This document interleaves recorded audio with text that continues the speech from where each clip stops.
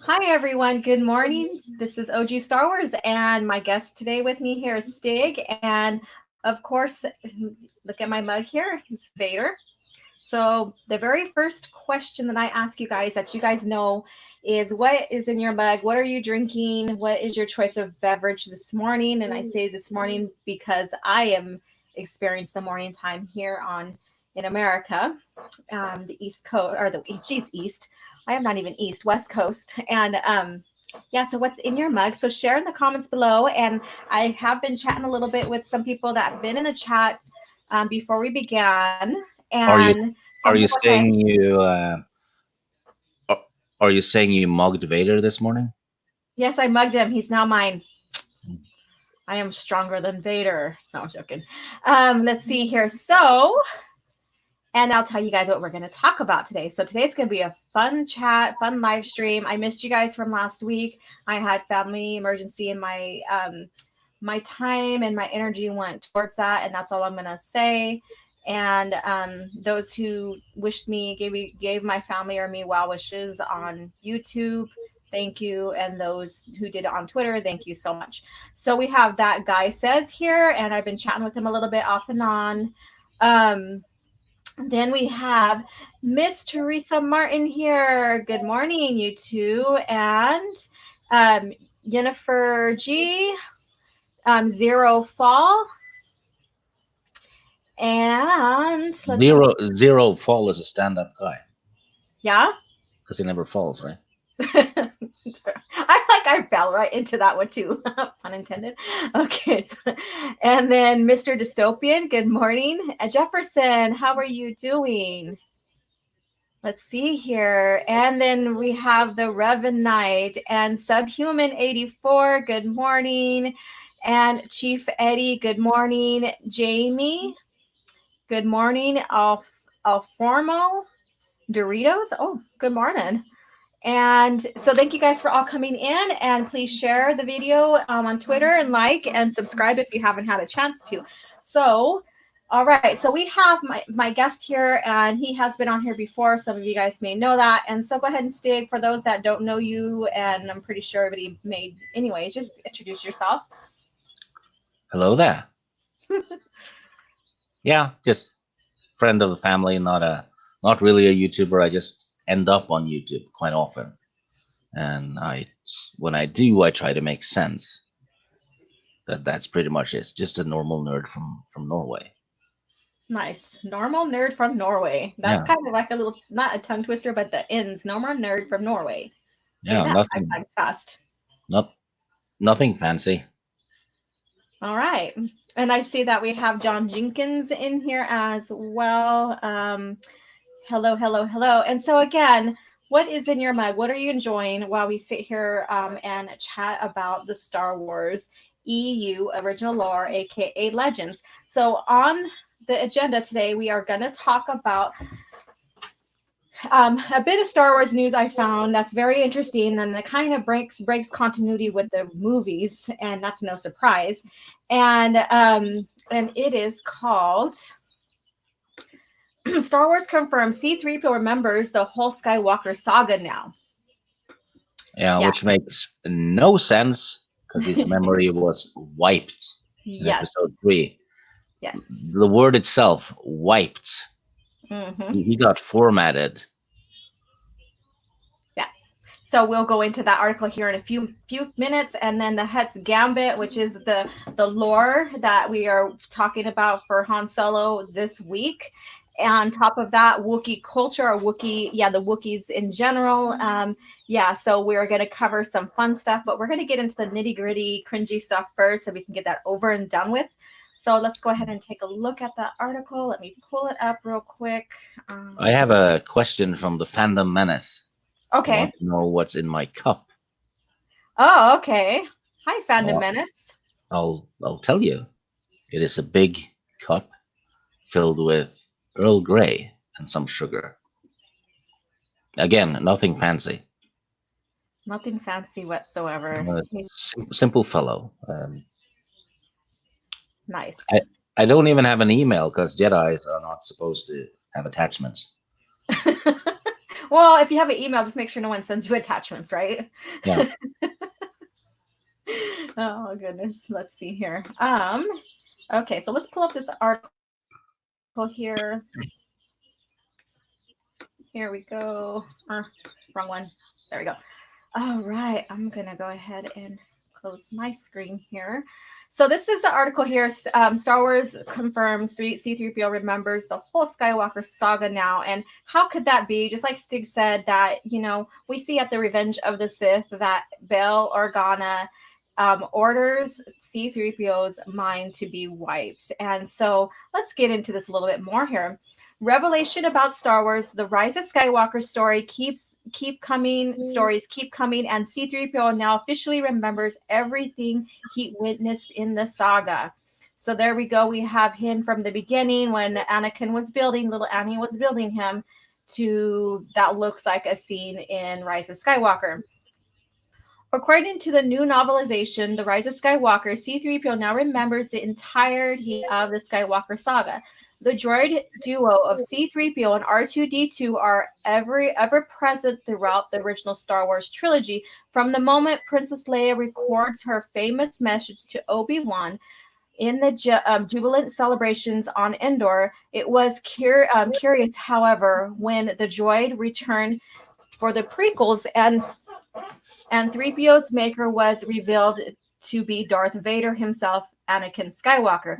This You open. know, this is good news Mhm.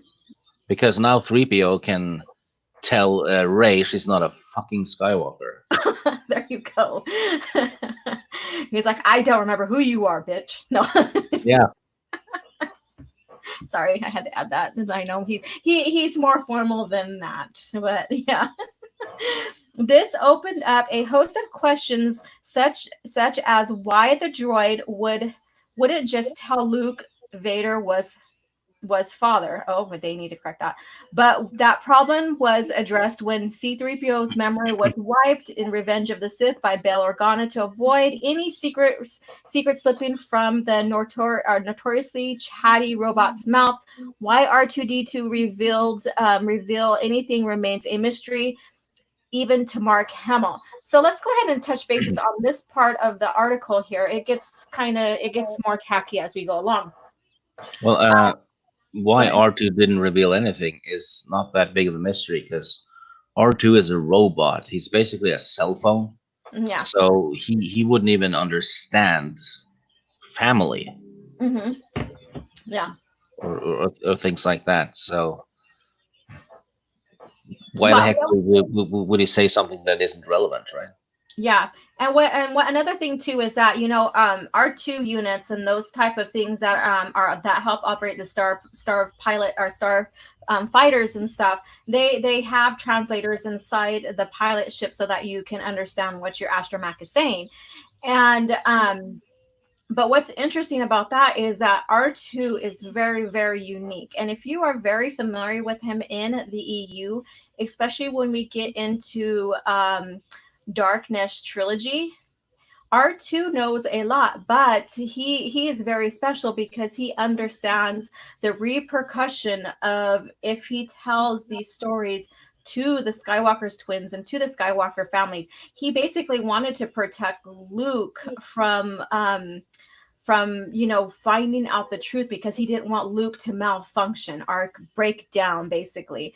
And it's well written, and if R2 inside the lore, he is very attached to the Skywalkers, and for a droid, even though he's not sentient, he cares deeply about them. So I think, and it's very well written. I maybe kind of make it sound tacky, but you just got to get into the lore with R2-D2 on why he doesn't say anything. So let's go ahead and expand on this article some more so we can get this over and done with. Okay. This means three people three PO enters the original Star Wars trilogy with no idea of the preceding events he was directly involved in, and he continues to travel alongside Luke Skywalker and the resistance until, oh no, it's the rebels. The resistance only came until the sequel trilogy, and that's probably what they mean. In one of the film's better scenes, C3PO must translate a forbidden Sith text, but is prohibited from doing so by his programming. So I'm going to touch bases on that. R2 or C3PO did not follow Luke really into the sequel trilogies because he was never with him from the beginning. So that's kind of off right there. And that's what makes it off in the story, because we know in the lore and in the movies that these two droids, these two the astromech and C3PO, were basically a part of the Skywalker family, and they went from Padme and Anakin to Leia and Luke. And when you get into the EU, they go, with them. Leia has C3PO because he's a protocol droid and she's a politician, and R2 with Luke because he is a Jedi and he pilots an X-wing. So, and Stig, you have a big deal about how Luke got onto Octu without R2, right? Yeah, he was flying an X-wing, right? Yes. And you need an R2 unit or an R5 or an R4, whatever it is, for the X-wing to be able to do hyperspace jumps. Yes. It's all over the movies. The X-wing need an astromech droid. Luke didn't have one, so how the heck did he get to Octu? And Mm-hmm. how did Ray get off Octu as Yeah, well? exactly. So there is some plot holes, I guess you can Yeah, say. Uh, and Lore you breaking stuff. Yes. yeah, and you can't plot the course in advance because you need to make the jump from the exact same spot as you did before, right? Yeah. And it has to be at the exact time as well because the universe moves. The planets rotate and all that stuff. So no, it's not possible to to do that. You absolutely need an astromech droid or a Mhm. navigation computer, which the Falcon has. Yeah, exactly. And it's too small. An X-wing is too small of a ship to have a navigation unit that is required, like in freighters and stuff. That's why they need the astromechs. Yeah, and that X-wing had been in the ocean for like I don't know 13 years. Yeah. So toss a toss a laptop into the ocean, leave it there for 13 weeks, 13 years, and try to fix it afterwards. That's not going to work. But Ray managed to do it in a few minutes. Yeah. All right, so let's go ahead and expand on the story because, like I said, I just want to get out of this, talk about it, and get out of it so we can get onto the book. But I thought this would be interesting because if you guys are into the lore and continuity like I am and Stig is and stuff, this and really cherish and love the original six movies, this really breaks lore again. And yeah, it may not matter, like, since the saga's done now, that he knows everything that happened, but it still compromises the story if anything else wants to be expounded from there. So um I don't know why they could have just re-gave him his memory back without giving him past memory, I guess. But we're going to get into this. In order to get the translation his friends needed, 3PO volunteers to have his memory wiped again in a hard reset by Babu Frick. Despite being the most emotive moments in the film, C3PO's memory is easily restored by R2D2 in the final act. Thank the maker for cloud storage. Yeah. That's so stupid. Well, to be fair, if R2 had made that cloud storage before episode 3, Hmm. um, that would make sense, but he would have had to have done it twice.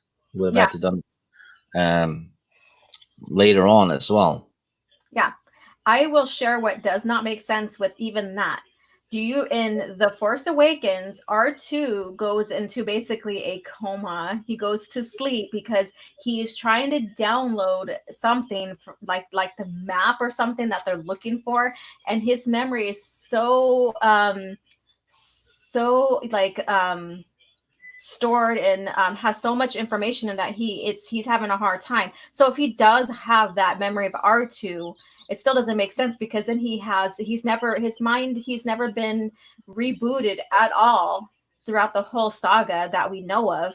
And so how would he be able to store both his, memory in his deep hard memory bank that we know he has from the EU, because the Darkness trilogy goes further into that. And again, I'm talking legends or original lore, just as comparison, because I have nothing else to compare it to, versus having, both of those, him and C3PO's memory in him. So yeah, I mean, so that's a lot. That's a lot for an astromech to have, because he has to have also stored data for, piloting and all that stuff as well. Yeah, and if he's already pretty full, uh, well, actually, he could be full because it's full of 3PO, right? That sounded dirty, didn't it? I don't know. Too much, too much input in the backup. Yes. Those two. Who knew? Who know? All right, so let's continue on. While the Rise of Skywalker implies R2D2 restores his best friend's memory up until the point they were erased in Kijimi, whatever. The new junior novelization of the movie of Michael Cogg goes a little further. One passage reads, this caused a memory file that R2D2 had restored to be accessed and read. It was a record of the moment when C3PO's maker had fitted a photoreceptor into his eye socket, and he had experienced the visual spectrum from the first time. The initial image of his photoreceptor had captured was of a blue and white astromech. Okay. In this version of events, R2's Deus Ex backup, I like that, goes deeper into C3PO's storage bank and reawakens his entire memory from the initial switch on by the young Anakin in the Phantom Menace. So if they're explaining for Anakin first switching him on, so are they talking about his memory from starting then that he remembers? Not sure, but the fact that they use this Deus Ex as a little description there is not a good thing. Mm-hmm. That's actually a little slight. Yeah. Because Deus Ex Machina is basically an example of bad writing. Yeah. Right? It's like all of a sudden, for those in the chat that doesn't know what it is, it's basically if someone writes a story about, someone's about to kill a dragon, that's their main goal. But the dragon is immortal, and at the very end of the story, the hero, gets knocked over by the dragon, and a rock gets pushed aside, and then there's a dagger beneath the rock with the dragon's name on it, and he uses that to stab the dragon and kills him. Yeah. Really, really ultra convenient writing. Exactly, just to make sure. It's like they're trying to make the story have sense and whatever, but it's just ruining the overall lore and stuff. And even here's the thing: R2 is going to remember everything way back. And from what we know in the films, his mind was never wiped. He was never cleaned or had any maintenance to boot his mind. And we know in the EU, Luke never wanted him to be his mind to be reprogrammed and reset, because how well his memory and his X-wing, R2's memory and the X-wing synced up, and it made it efficient. It made it very efficient in piloting and everything. And from a story point of view, George Lucas wanted R2 to basically be the storyteller. Yeah. Because he's there for every important scene. Yeah. So if the storyteller doesn't remember the story, then, that's not a good thing. Yeah, and it makes more sense to have our C3PO's mind wiped, because he is a chatty catty kind of person or kind of droid. and it's only temporary because he loses memory from the prequel trilogy, and there's a purpose for it. There's a reason for it, and that's to protect the twins. Yeah. And R2 basically is the one that's going to remember everything. So if anything, nothing is lost. And so this doesn't make sense to have R2's mind all, or not R2, C3PO's mind all of a sudden, bam, come back to normal, remembrance of the whole entire events of the saga. So this means 3PO would now remember the identity of Darth Vader at the events of the Star Wars prequels and Luke and Leia being siblings, all decades too late, of course. However, COG does add the touching note of R2 being the very first thing 3PO saw. Since C3PO's full memory restorations comes from an official Disney source and doesn't contradict anything in the Rise of Skywalker movie, of course it does. It just contradicts everything else. The backup effects was never explicitly stated. They can likely be considered official canon. And you know what the thing is that they said that they don't keep track of canon anyways in the new Star Wars, Disney Star Wars. That shouldn't Yeah. be important focus, basically. Yeah. Funnily enough, the person who said it is in charge of canon. That's his job. Mm-hmm.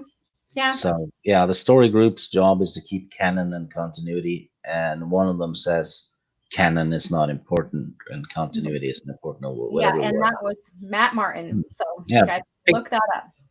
picture a fireman saying that. Yeah. Putting out fires isn't important. We'll just show up if we need to.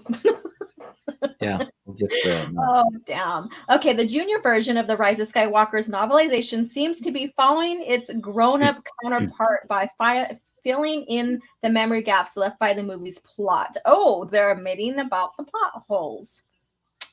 Nice. The Rise of Skywalker was widely criticized for being vague about Palpatine's resurrection, the Final Order, the Force dyad between Kylo and Rey. I think that's bullshit, and much more. Disney appeared because if there's a dyad, then why wasn't it seen in the movies like with the twins, Luke and Leia? Yeah. That should be a dyad, not these two. Yeah, and should be a dyad. Here's the thing though: the Force creates a dyad, right? Mm-hmm. So that doesn't fit with Rey because she's created from cloning. Yeah. So the Force had nothing to do with it. Yeah.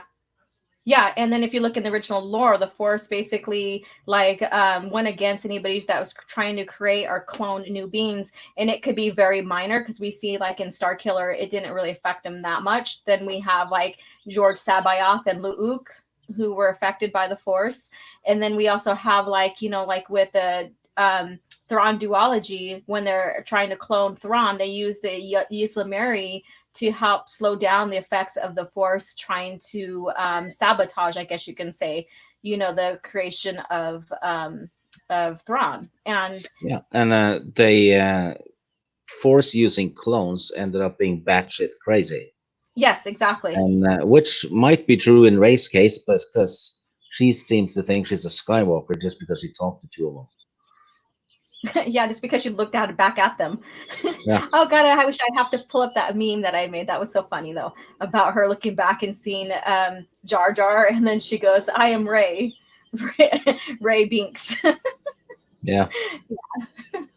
I just thought that was funny. All right, Disney appeared to acknowledge those shortcomings by explaining some of them in book form. They're cleaning up their mess basically. So now you have an explained universe instead of an expanded universe. Palpatine was a clone. His disciples built the Star Destroyer fleet, which is funny. How in the hell do you build these kind of ships underground? Yeah, it's like they're trying to wipe the floor, right, to clean it. Yeah.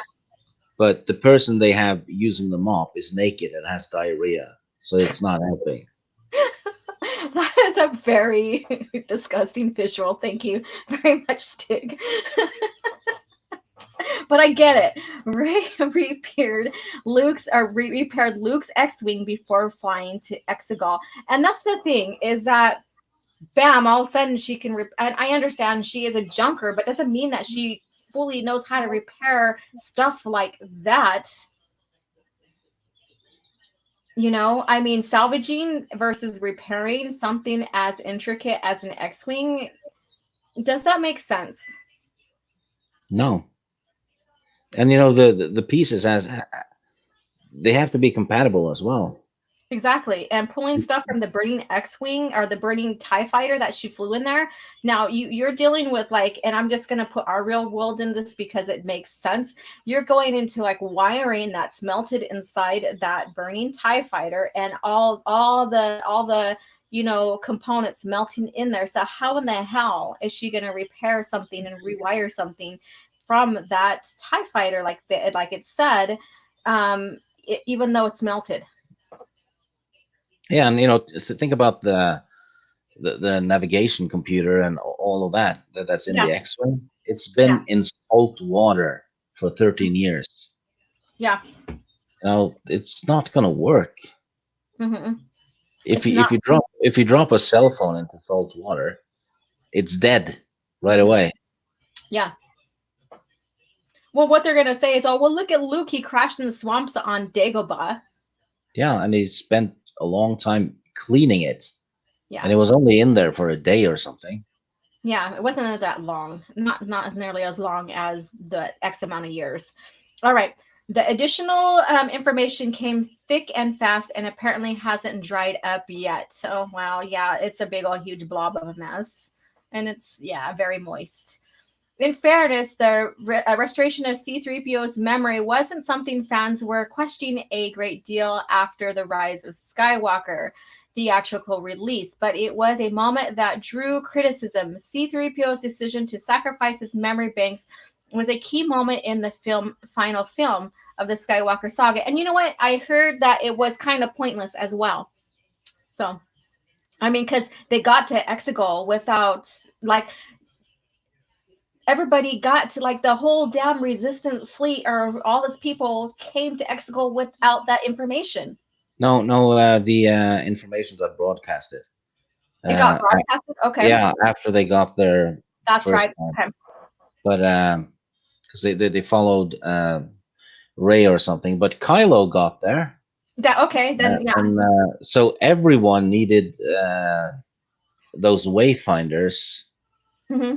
No, sorry, Ray was the only one who needed a wayfinder. Everyone else seems to get there back and forth anyway, and Another Ex Machina. yeah, Yeah. and if you think about it, Ray's dad was a clone who escaped from Exegol. So how did he get from Exegol, right? Without a Mhm. wayfinder, because it should work both ways, shouldn't it? Yeah, because of the basically what Mueller called it was space cancer that they have to get through. Yeah, Yeah. yeah. I don't know what it is, but it makes no sense. Hmm. And And that's why I'm confused about it, because we have them finding these wayfinders and all this stuff, and then bam, everybody's there, and then Kylo gets there without any problem whatsoever because he's not attached to the resistance. And then we have these builders who are building the ships underground, and you have to import goods from somewhere else, right? To make that size of a fleet. Or you're just depleting the planet and nothing is left. So, and it doesn't mean that all the materials is at that planet that you need. So how are they going back and forth without a wayfinder? yeah, and imagine all the screws that they Hmm. need for all those ships, and then they linked all of the ships to one ship, which Yeah. is marvelously stupid. Hmm. Because all they had to do was destroy one of them, and then the rest went to hell. Yeah. All right. So C-3PO's decision to sacrifice his memory banks was a key moment in the final film. I already went through that, but we're going to recover this little tiny part of the Skywalker, and provided to be a lump in a throat scene for even the most hardened Star Wars fan. Him saying, "I am looking at my friends for the last time." There was Yeah, no. the people who weren't even his friends. Yeah, he did not have a relationship with any of them. Now, if Yeah, he was I think he only had less than a minute, or actually, I think someone said it was only 7 seconds yeah, of screen time with Poe. yeah. Yeah. So yeah, you have to establish that friendship in the movies to make it mean something. Because Yeah. if 3PO had said that at the end of Return of the Jedi, Hmm. it would have worked. Exactly. Yeah. Undoing the process only dilutes the original impact and may have since argued that the memory loss should have been a permanent change for 3PO. While the new novelization can't go far as to fix the error, or yeah, can't go as far to fix the error, the sentimental connection between the two iconic droids softens the blow a little. All right, so there you have it, you guys. Yeah. That is Their the article. Screen Rant is actually being a bit critical of this. They're Yeah, actually being critical of Disney Star Wars for a change, yeah, which is refreshing. I mean, credit where credit's due, right? exactly. All right, so I know you guys are probably firing up in the chat. So let me scroll up before I move on and get address some of you guys' comments here because I want to see what you guys have to say about this. Let's see. And I don't know exactly where we begin, but I will scroll up as far as we can and go down from there. Let's see here. Anyone wondered whatever happened to C3PO's red hand, why it went gold again? I don't know. I haven't read into Disney Star Wars to find out. So if anybody has read anything about that, please let me know. Um, that's he had it and then he doesn't. R2D2 have perfect memory from the Clone Wars though legacy era. Yeah, oh, through a legacy era. Yes, he did. And he's supposed to. And, and I liked how in between there at one point, and like I said, the Darkness trilogy is when R2 was starting to um, malfunction in a sense because he had so much stored in his memory and Luke needed him to be fixed. And Luke, and he asked Gent, who is this expert um, slicer and computer specialist, was helping him. And that's how Luke and Leia and Jason and them found out the real relationship between Padme and Anakin. They found out who their mom was, all of that. So it's a very compelling story. So if you like continuity and you want to know how Luke and Leia and all them found out who their mother was and more about Anakin turning into Vader, I would suggest that trilogy just for that. Get it from a dead friend. Okay, let's see here. You had to read the stupid tie-in comics. Oh, yikes. C3PO chatty 100 for 100%. I'm just surprised he didn't need more mind wipes like after every mission. Which is kind of true because he never. He never shuts up. No, he never seems to get the experience points to level up. Yeah. He's permanently at level 1 all through the saga. So Yeah. he has points. Yeah. I like how you speak game speak when it comes to that. They can't Yeah. explain the force. Let's see here. Wait, Jedi clones are unstable, right? What about the Force Unleashed 2, Starkiller? And I went through that. It's like I said, some are, some aren't. And throughout the EU, it started explaining more about how the Force, especially when Darth Plagueis came out, how the Force, you know, goes against the cloning of Force or Force sensitive beings. So yeah. Yeah, and he's only a clone in the second game, and that game wasn't really that good, was it? I heard it Oh, wasn't very well received that much. always felt like kind of like they wanted to milk the franchise a bit hastily. Yeah. Yeah, and it's a game too. So of course, you're gonna have choices of power levels and all this other stuff and how strong. I mean, so it's a game. Yeah, and games were at the bottom tier of the canon. Yeah, and Well, there's some things that are canon and there's a lot of things that aren't. yeah, because the games have different endings and you can do it differently. Yeah. So All right. So Disney needs plot holes to plot the course for their future. That sounds kind of funny. That's a good one. To Disney, the Force is drug and the Jedi are addicts. Oh yes, subhuman. That's the way it sounds. So Ray must be the dealer then, right? Yennefer, good one, Stig. So whatever you said, Stig, I'm pretty But sure we can all agree that you do have some great puns and points and all that. So I think it was the diarrhea one. Uh, Seems it spilled into probably. the chat. Yeah. All right, Steven Saucedo. Hi, OG Star Wars and Stig. How are you two doing this morning? How's the Star Wars lore news going? It's Well, going. to be fair, lore can never be news, can it? All right. You can create planet killing ships, but can't make doors, though. All right, then makes sense. And that's the thing is like it's how in the heck can they build such a big fleet? I mean, you see tons and tons of these starfighters that are basically planet killers, and they come out of the ground of Exegol. How do you? It's like he's destroying the planet, but how do you get all that underneath? I mean, I don't know. It's just to me, it's not believable. It takes you out of the moment. Nah, they just wanted to do something bigger than the Death Star, right? Yeah, exactly. To the mouse, the force is Karen, Kathleen. Okay, they just should have made their spaceship mechanic who scavenges for parts and test pilot the repaired ships. Or Okay, better yet, she should have been Han Solo's daughter, like it was intended. yeah. Even if she was like, and I'll just say that because we do have there was hints that she was going to be Skywalker somehow, some way. So even if she was like a off from Luke, that would make perfect sense still with the mechanic sensibility because Luke and Anakin both were great mechanics because that was basically something that was gifted to them. I wouldn't say force ability, but they had that enough to understand. But we didn't have Anakin Solo, who was really in tune with droids and stuff through the Force and all that. So I read up on that. Anakin Solo is a great character.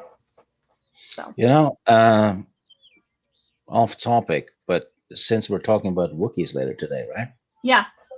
Uh, on this date a year ago, Peter Uh, Mayhew passed away. oh, that's right. So Oh, talking about Wookiees is very fitting. yeah, exactly. Oh, see, the Force is with me today. No joking. All right. Yes, we are. Yes, we was. What the fuck are they talking about? I know, right? All right, let's see here. Subhuman, that's not how Ray Sapolsky fixed the Millennium Falcon by just removing a piece of plastic. Yeah, exactly. She pulls it out and says, I fixed it. I would be Yeah, like, bitch, you're messing up my Falcon. Instead of acting surprised, like, oh, okay. I'd be like, what the hell are you doing to my Falcon? Get out. All right, that's not how, okay, I already read that one. Sorry. Okay, I can see I can see that more of the people who write these articles are trying all they can to defend Rise of Skywalker, or as it should be known as ROP, Rise of Palpatine. This was kind of a stick it to them in a sense. If you get into more of the article, yeah, it's more. This one is more critical hmm than the others. yeah. Let's see here. I'm gonna just go through here. We have a lot of introduction, a lot of people talking in the chat with each other, which is great. I love it, you guys. Jamie, not important. The cool visual reveals of the Final Order Star Wars Star Destroyers breaking out of the ice was more important. Yeah, apparently they can be under the water too. Yeah, But still, it was a cool visual. It yeah, actually it was, was. but it made no sense. hmm No, it's Yeah, a visual. Yeah, don't do it because it looks cool. You need to do it first if it makes sense with the type of thing that's going on. Like these ships, um are they like submarines where they're subterranean and they go underwater and stuff? Do they have that capability? Because if they do, then how would that compromise them being a kind of ship that goes into space, into vacuum? So you have to make sense of this science the science that you're creating. And that's what was, Star Wars is a fantasy, but everybody who was involved with it made sure it made sense with science, at You know, least. the plot holes are so big now that the only thing that can plug them is Kathleen Kennedy's strap on. Now you're giving her credit for, that. All right. Zero fall. That wouldn't be good way to do it by deliberately adding plot holes to sell extra stuff. Well, the movie was already bad, screwed over the story in the movie. Yeah. I mean, they're just fixing things up, and to me it's like, if you're not going to think about it, and you're not going to really think about the lore and stuff, then it's not going to matter to you if it makes sense or not. You're just going to consume it. And that's basically the casual moviegoer in a sense. And usually a casual moviegoer won't read the novelizations, the comics, the short stories, the children's novelizations, or anything like that. And I can contest to that because um I see it within family. There, I have some family that are just moviegoers and won't read the EU. Here I am. I got into the EU because I love Endor. The Return of the Jedi is my most favorite movie of the OT, and that's because we see the conclusion of Luke's hero's journey, him becoming a Jedi, Anakin's redemption. There's a lot of weight that goes on in that movie, and we get to the conclusion, and because of that emotional weight and stuff, that got me into wanting to know what Luke did afterwards. And so that's what got me into the EU. And some people has the prequels that got them in there. Some people are gamers, so Couture got them into the EU. So I mean, we have our all different ways of getting into the EU. But my point is that you wanted to learn more about the lore past the movies. A lot of people don't, or not a lot. There are people that don't. Okay. To me, the Star Destroyer's reveal was like an Admiral Gender Studies maneuver. All right. So, okay,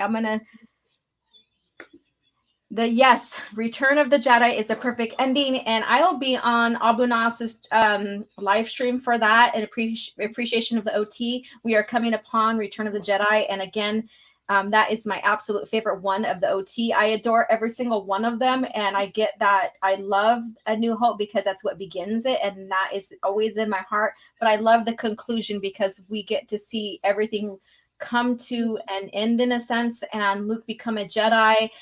All of that is just phenomenal. Okay. I have to address Lethal Lightning in the chat. He's Oh, he's making a there. Hi, stab Lethal. at he's making a stab at one of my favorite characters, Kyle Katarn. He's saying, Oh, "Remember that time Jason shanked Kyle? That yeah. was great." Well, Lethal, Jason lost to a girl who's a little over 5 feet tall. He's a Hi, pansy. Lethal.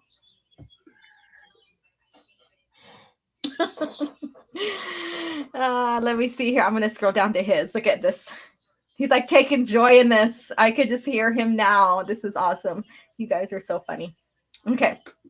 Anyways, hi Lethal Lightning. You guys make sure to go subscribe to his channel, check out his content. Amazing, amazing guy. He's got great sense of humor. Just overall great person. All right, Ivan. Hollywood believes they can make money by combining a bad story with whiz bang effects. They've never understood the appeal of Star Wars. Star Wars was the story. Yeah. Well, he's right because people blindly support brands. Yeah. Yeah. Jason did nothing wrong, and I still want to have a live stream. And even, well, I'll have to talk with Lethal too about this because of the time difference with discussing Jason as a character. And I would love to have Lethal Lightning and you Stig and a few others on so we can have that debate because we Well, have. I have to agree with him. Jason did nothing wrong Okay, except for fighting like a pansy. and there we go. We need to have this live stream, so I need to set that up. So this will be so much fun. All right. All right, that guy says Disney Luke Disneyland. Disney Lucasfilm executive explain more about the Holdo maneuver. Nah, we gotta have more Canto Bite like Carbonite, right? Do more of that. Oh, don't get me started on that crap. All right, so let's go ahead and switch gears. So I'm gonna, hi Grobnob, how you doing? So if you guys are coming in, and I haven't had a chance to say hello to you guys, you know, the first question is, what is your drink of the day? Morning, day, evening, or whatever. What is in your mug? What are you enjoying while you're here with me on this coffee chat? Sharing the links there or in the Wait a comments. minute. Rob Nab is saying something. Yeah. SC respirator, 70s style. Oh, that's. I thought those were for sex. I've been Huh? wearing those for years. Oh, no, sorry. What? I have a bunch just added another S6 respirator 1970s style as worn by SAS. I'm like, what? Who is Jason? That is a terrible name. Sounds like a soy name. Kyle is much manular. Manly. Are you going manly, not manular? You have to say, yeah, He said manlier. manlier. I cannot read today. You know, have you just noticed that today? No. Okay.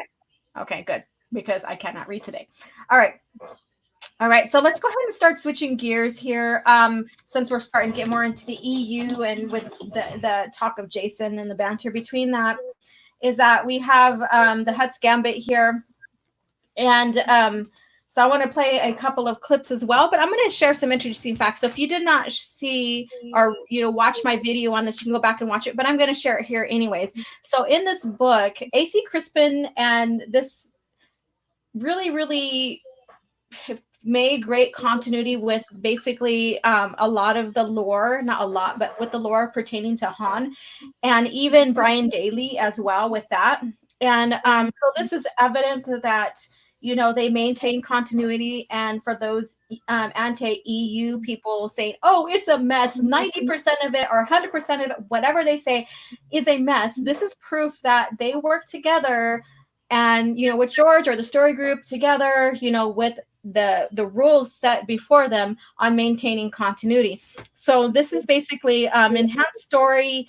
Basically, in this book, they referred back to Han's history with Roa from Han Solo Revenge in 1979, Rick Duel from the Marvel Comics series 1983, Shug Ninx, Sala Zend, and Mako Spence from the Dark Empire Comics 1992, Zen Afit, I'm going to screw these names up, so I'm sorry. Kid Dixolin, Sinaway Anna Blue, and Zaveri from the New Republic, 1996, and Sunter Fell from the X-Wing Rogue Squadron Comics, 1997. And for all of its collaboration of Han's history, the book does not skip, or does notably skip past the meeting of Han Solo and Chewie, which occurs between the Paradise Snare and Hutt's Gambit. This stems from a request from Lucasfilm to not dramatize this important event in the lives of the two characters. So they didn't want them to expand on that. They wanted to stay focused on the story because it already has been focused on before. Yeah, So, it could be that Lucas wanted to do something with that story. and that's what I've heard. Yeah.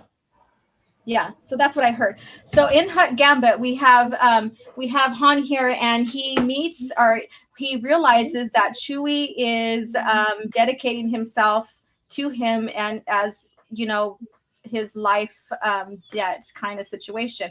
So let's go ahead and check that out. I did clip some stuff for you guys to listen to. Let me see here, make sure I do this right, because sometimes this gets This is Audible. And no, I don't want you to play right now. Doubleday Dale Audio Publishing presents Stop it. Star Wars, The Hutt Gambit, Book 2 of the Han Solo Press Trilogy. the pause button. It froze on me. It's stuck. We are listening to this.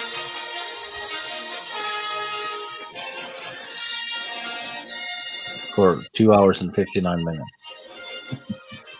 What? Are you talking nonsense to me? No, it's just looking at the size of the file. Oh. I'm like frozen up right here, you guys. Oh, here we go. Let me see if it's gonna. There we go. Beside him. Han took a swig of his There ale, we go. grimaced at the sour taste, then glanced sidelong at the cause. Get your shit together, lady. That's my computer. Hairy being gazed back at him with concerned Needs a blue memory eyes. wipe. Han sighed heavily. If only he'd go home. But the Wookiee, Chew something, utterly refused to go home to Kashyyyk, despite Han's repeated urging. The alien claimed he owed something called a life debt to former Imperial Lieutenant Han Solo. Han raised his glass in a slightly unsteady hand and gulped the sour ale. He put the empty tankard down and glanced around the bar for the server. Need another drink. One more and I'll feel much better. Just one more. The Wookiee moaned quietly. Han's scowl deepened. Keep your opinions to yourself, hairball, he snarled. I'll know when I've had enough. I need you like I need a blaster burn on my butt. Affronted, Chewbacca drew himself up to his full Wookiee height and growled low in his throat. Yeah, I know I tossed away my career and my living that day on Coruscant when I stopped Commander Nicholas from shooting you.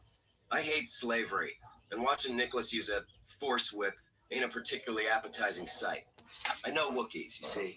When I was growing up, a Wookiee was my best friend. I couldn't just stand there and watch him blast you. Don't go trying to make me out my hero, Chewie.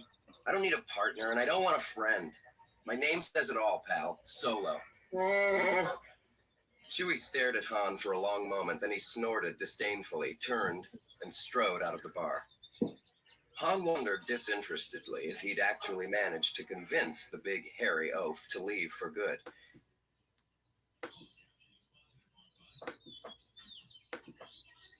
All right, so that's the beginning of the book, and that's where the life debt is established right there, and it does refer back to what had happened, but they do not, like I said, and like I read here to you guys, that it doesn't expand on what had exactly happened and how he saved Chewie, but it does give an idea about what had happened, and then also too about his life debt.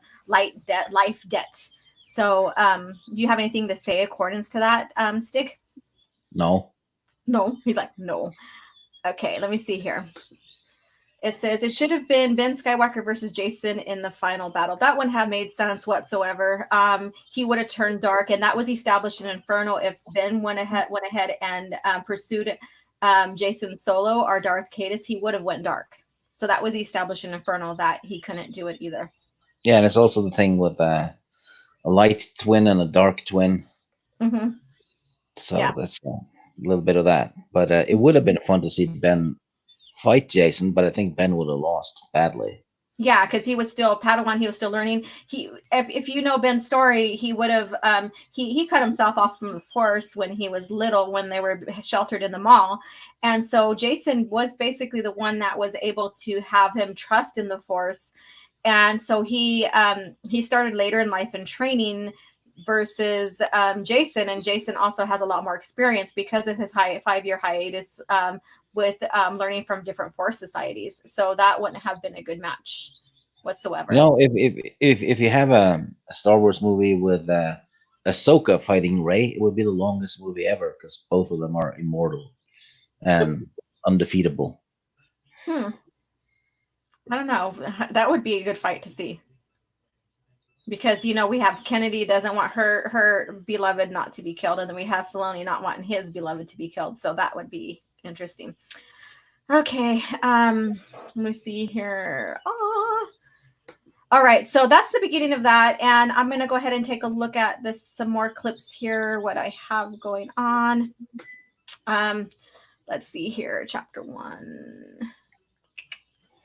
So in this book, in this novelization here, Han basically starts his career as a smuggler. He is now out of the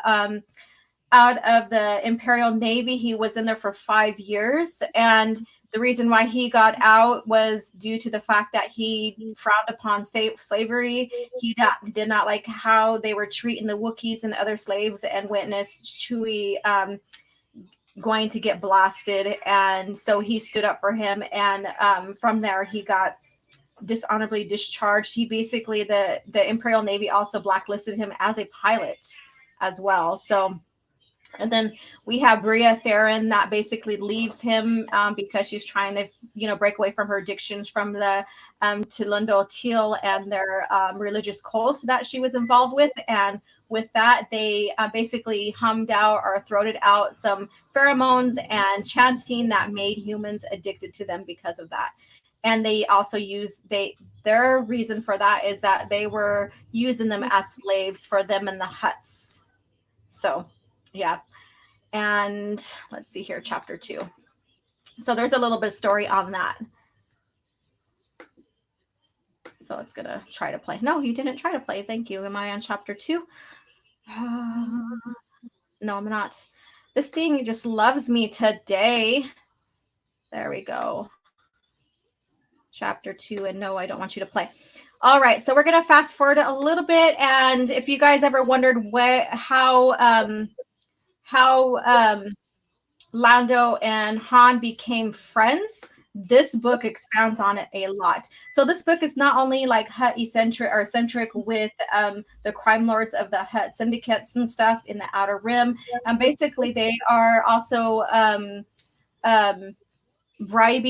giving bribe money or money to a Moff so that his name is Sean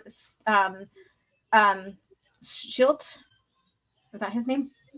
I'm like going on the top of my head. Shield. So it's starring Shield, Imperial Moff, that they're given money so that they can continue their underground crime syndicate, and he's turning a blind eye to it. So it's very interesting. So if you want to know more about the Hutts and how they function with each other and how they are crime lords and all that, then this book is a great read as well. Let's see. I'm gonna look at the comments real quick. Then we'll play that other clip. As an ex-programmer, we usually say that 90% of the time, the problem is between the chair and the keyboard. I'd like to disagree with that, but I can't. Because usually when I have computer troubles, it's all my own fault. Yeah. Time for a Force Unleashed 3 fan fiction. That would be interesting. But then I wonder how that would be, because didn't his story end after 2? Let's see here. And that's like people saying, oh, we want more of the Clone Wars. We want to see what happens. We want Clone Wars after Order 66. I've seen that on Twitter. It doesn't make sense because the Clone Wars ends at Order 66. So, Baby Yoda versus Ahsoka Tano versus Rey, the ultimate Mary Sue death match. They can just heal each other too and keep going. How about that? Excellent point. They can just download each other's skills if they bump into each other. Yeah, and heal each other so they can keep going. Yeah. Okay, my name is Solo for a reason. Han displays true badassery with a roguish charm. With this one sentence alone, than he did in all of the sequel trilogy. Shake my head. Exactly. And this doesn't negate why he's a Solo. He's a Solo because that is his name by paternal, inheritance by his father, not given to him by the Imperials upon going into the academy. So, chomp, chomp. Let's see here. Hi. Hey, Becky. All right. So, hello, Becky, and welcome. What's in your mug today? What are you drinking? I thought Han and Lando became friends because of Leet, or that robot from Solo. No, we're not talking about that. We are talking about the true lore of Han Solo. And I will keep saying that because basically whatever is established first is the true lore. This is my proof that Legends had a cohesive story while the Emperor Mickey fanfic trilogy is jumbled pile of garbage. Exactly. Okay, so let's go ahead and listen to that clip. So let me pull it up. Come on, work with me. Work with me. Okay.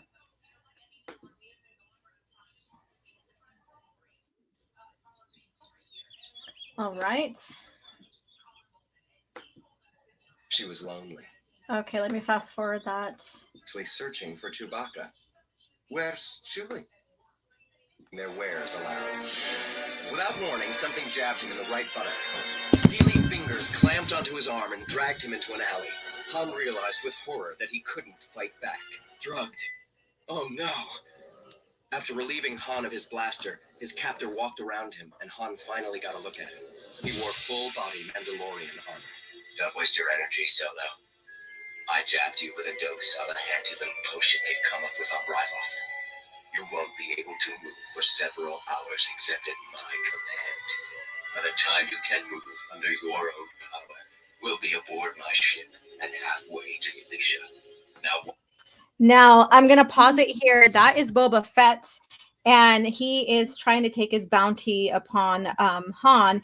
And what's interesting is that, you know, the Imperials has a bounty on Han, but the Hutts, because Han Solo is such a great pilot, it catches Jabba's eye, and that's where his story begins with Jabba the Hutt, is because of his unique skills as a smuggler with piloting and everything.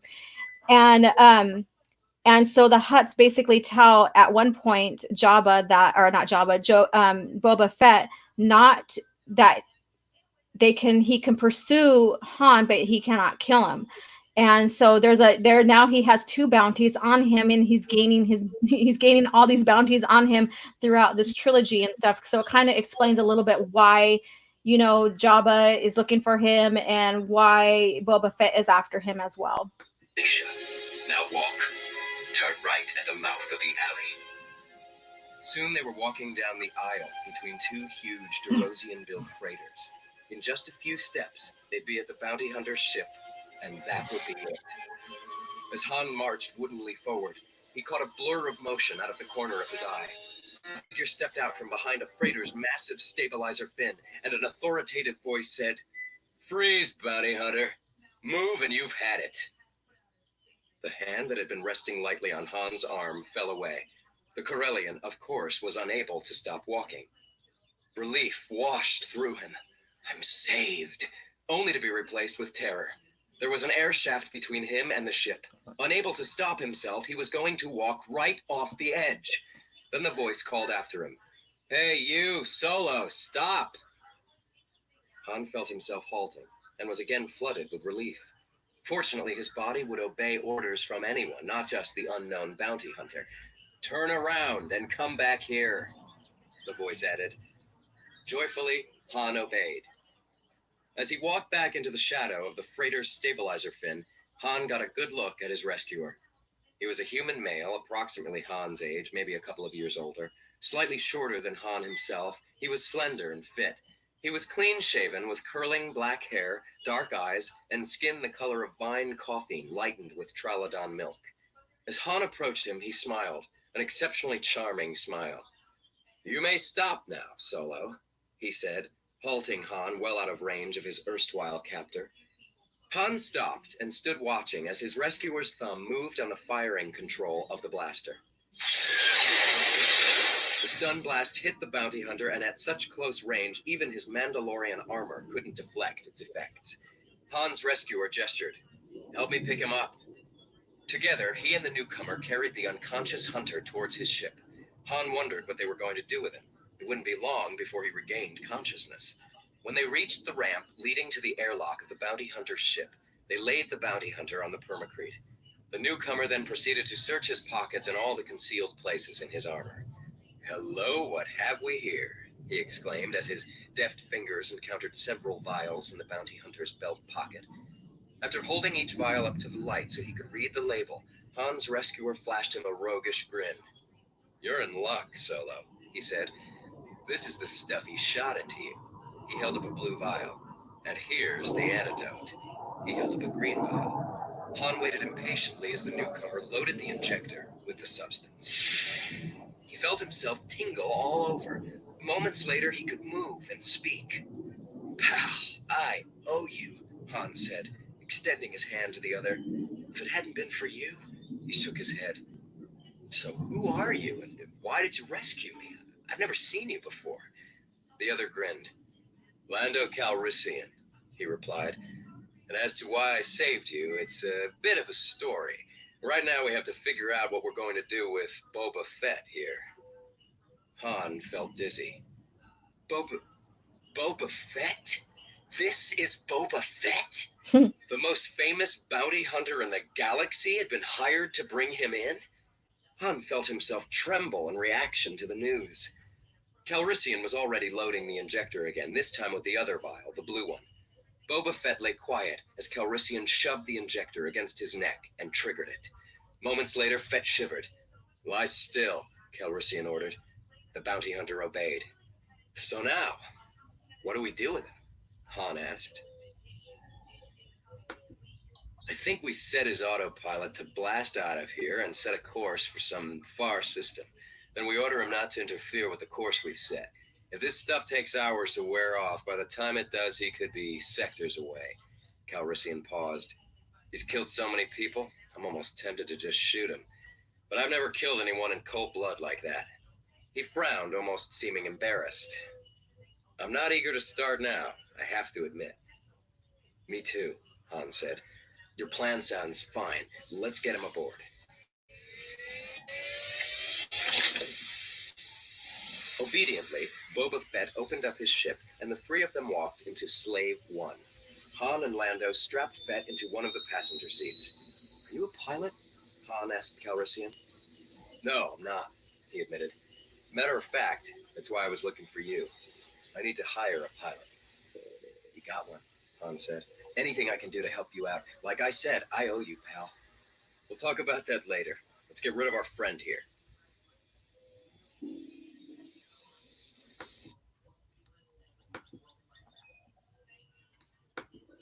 All right, so there's a reason why I shared the whole entire clip of that. And this also is going to be referenced back to Disney lore as well. But did you notice that they didn't have that little finder wand thing that they used in Mandalorian to find their person they're bounty hunting? That Boba Fett basically used those darts that was kind of like mind controlling, that made Han obey and lose, like basically not lose his mind, but made him like how would you call it, like just obeying commands and stuff. So I thought that was interesting. So what do you think, Stig? Yeah, because that fab or whatever it's called makes no Yeah. sense. Yeah. Whatsoever. Because if bounty hunters have it, the Empire should have had it, and then they could have Yeah. found Luke, Kenobi, and Yoda, and whoever else, and even the rebels. Yeah. Exactly. So that's why I played the whole thing. But I also thought it was very interesting because Han basically finds out who Boba Fett is. Well, I mean, he heard of him basically because that's what it sounds like. But he never knew who he was, like, personally. And then he was like, holy shit, they hired the best bounty hunter in the galaxy to find me. So he knows that this shit is getting real. And then he asks Lando who he is and why he's looking for him, basically, in short. And then Lando's like, I need to hire you to pilot. Basically, he's hiring Han to pilot and teach him how to pilot, or how to become a pilot. So I thought that was very interesting because, there's good word out there in the galaxy about Han and his abilities. And this also shows Lando in a more respective manner as well. So what's your And take? it's actually almost the same thing as when Finn rescues Poe in Episode 7. Yeah. That's Finn needs a pilot because he can't pilot ships, so he Yeah. rescues Poe. Yeah. Later on, Finn has learned to pilot while in coma, but that's Ryan Johnson for you. Yeah, and Alforno, sorry, I need to get some water. Yeah, it's a potion, or a type of potion, I guess you can say, that is secreted from the dart that have basically whoever it doesn't matter who gives it to you. You don't really, you just, whoever's talking to you after that potion is injected into you, or that serum, basically, that sounds better, serum, you're going to obey whoever's commanding you. And so that makes better sense. And because we know that person is shot by the dart, and we know that serum does that, then the fob that they search for bounty hunters use to search for their bounties. So because that, we have no idea how those fobs work to track these people down. It makes no sense. So yeah, that's back when Star Wars made sense, not the shit from Empire. Yeah. So I think we already established that. That is basically what it is. Yes. And I love how Han Solo is the bane of Boba Fett's existence. And I love their story throughout the whole EU, even into Fate of the Jedi and stuff. And, you know, even Boba Fett tells Han it's not, you know, it's not personal, it's business. So, yeah. So let's go ahead and expand on Han's first, when he first seen the Millennium Falcon. So let's go ahead and expand on that. By the time they were settled at a little cafe, Han knew, sipping cups of stim tea, Han was Han guessed. Okay, I'm going to share that because okay. So if you guys ever wondered how he fell in love with the Falcon, this shares it right here, and it really well. Han guessed. Exactly. I don't much like bounty hunters, so I followed you until I was pretty sure where he was heading. I was able to hide between you and the ship, then get the drop on Fett when he walked past. Han nodded. I'm real glad you did, pal. So why were you looking for me in the first place?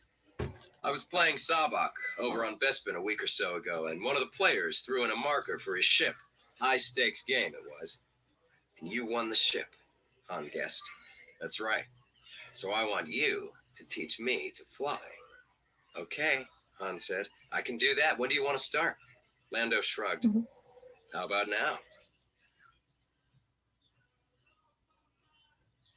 Han and Lando walked across the wind-swept surface of the platform through ranks of parked vessels until Lando stopped and pointed. There it is, the Millennium Falcon.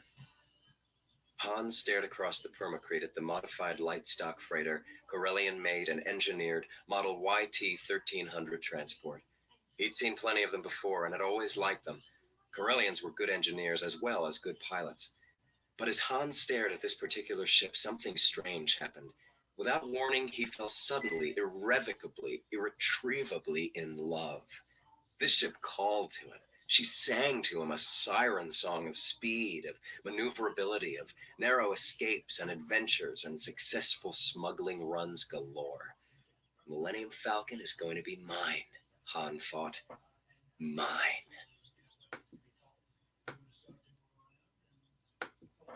All right, so that's his first encounter with the Falcon as well. And it was like love at first sight. It's basically like, you know, when someone first sees their first muscle car and they totally fall in love with it. And that's their whole, you know, dream, and they dedicate themselves to that. So this is basically what that is.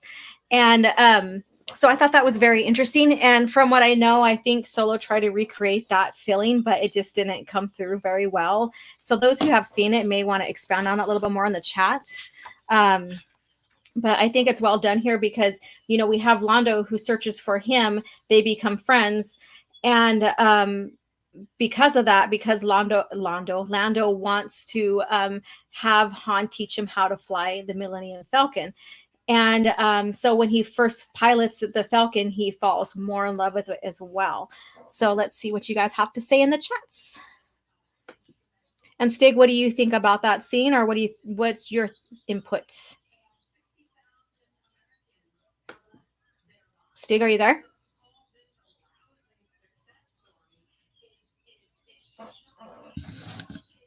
Hello?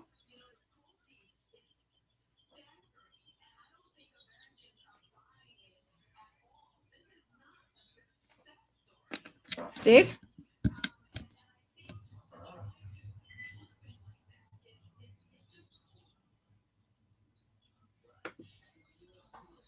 Hello?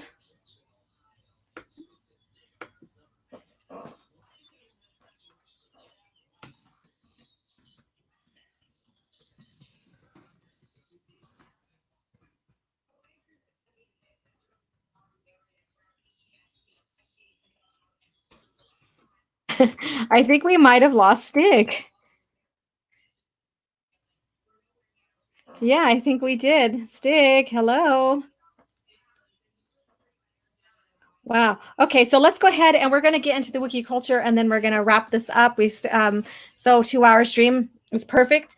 So I'm going to give you guys another clip of the of the novelization here. And I encourage you, if you haven't read the Han Solo trilogy, to pick that up. And then also, too, we're also going to expand on Brian Daley's Han Solo trilogy as well.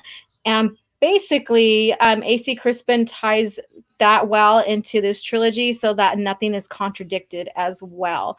So I don't know what happened with Stig. Hopefully we can get him back. Yeah, so hopefully things are okay on his end. So I'm going to go ahead and play this last clip here while we, and hopefully Stig returns back or unfreezes or whatever's going on. And I just had a motorbike zoom by my house. How fun is that? Han didn't plan to tell anyone but the High Command. All right, so let's go ahead and expand on Vader and Han Solo kind of meeting Vader for the first time. Advised by the docking bay crew. He has just landed. An unscheduled inspection, apparently. He is on his way to speak with you at this moment. Greelanx took a deep breath, then waved the man out. I suppose I should have anticipated this under the circumstances, he muttered, racing over to the wall. Behind a certificate of merit, there was a wall lockup unit. Greelanx stood for a moment, letting the unit scan his retinas. The door swung open, and the Admiral dumped the jewels in. You'll have to wait in here, Greelanx told Han as he grabbed his arm and shoved him into his assistant's office. The door seal to the outer office hissed. Then came another sound that the Corellian recognized. Harsh, stentorian breathing. Respirations that were artificially stimulated because the wearer was unable to breathe on his own. The visitor was wearing a respirator mask. Somehow, the sound of those loud, hissing breaths was ominous. Han swallowed and didn't make a noise. Greelanx said, in a deliberately bright, pleasant tone that was supposed to sound casual, but instead sounded terrified, "My lord, what an unexpected pleasure!" Greelanx, said a deep, mechanically enhanced voice that made Han's skin crawl. you are as stupid as you are greedy. Did you imagine that the High Command would remain unaware of your treachery? Now Greelanx made no attempt to hide his fear. "My lord, please. You don't understand. I was all..." His voice broke off in a choked cry. Silence, except for that loud, harsh breathing. Silence for many seconds. The heavy footsteps came again. Then the sound of the door seal activating. Silence. Han waited a good 5 minutes before he dared to unseal the door and peer out.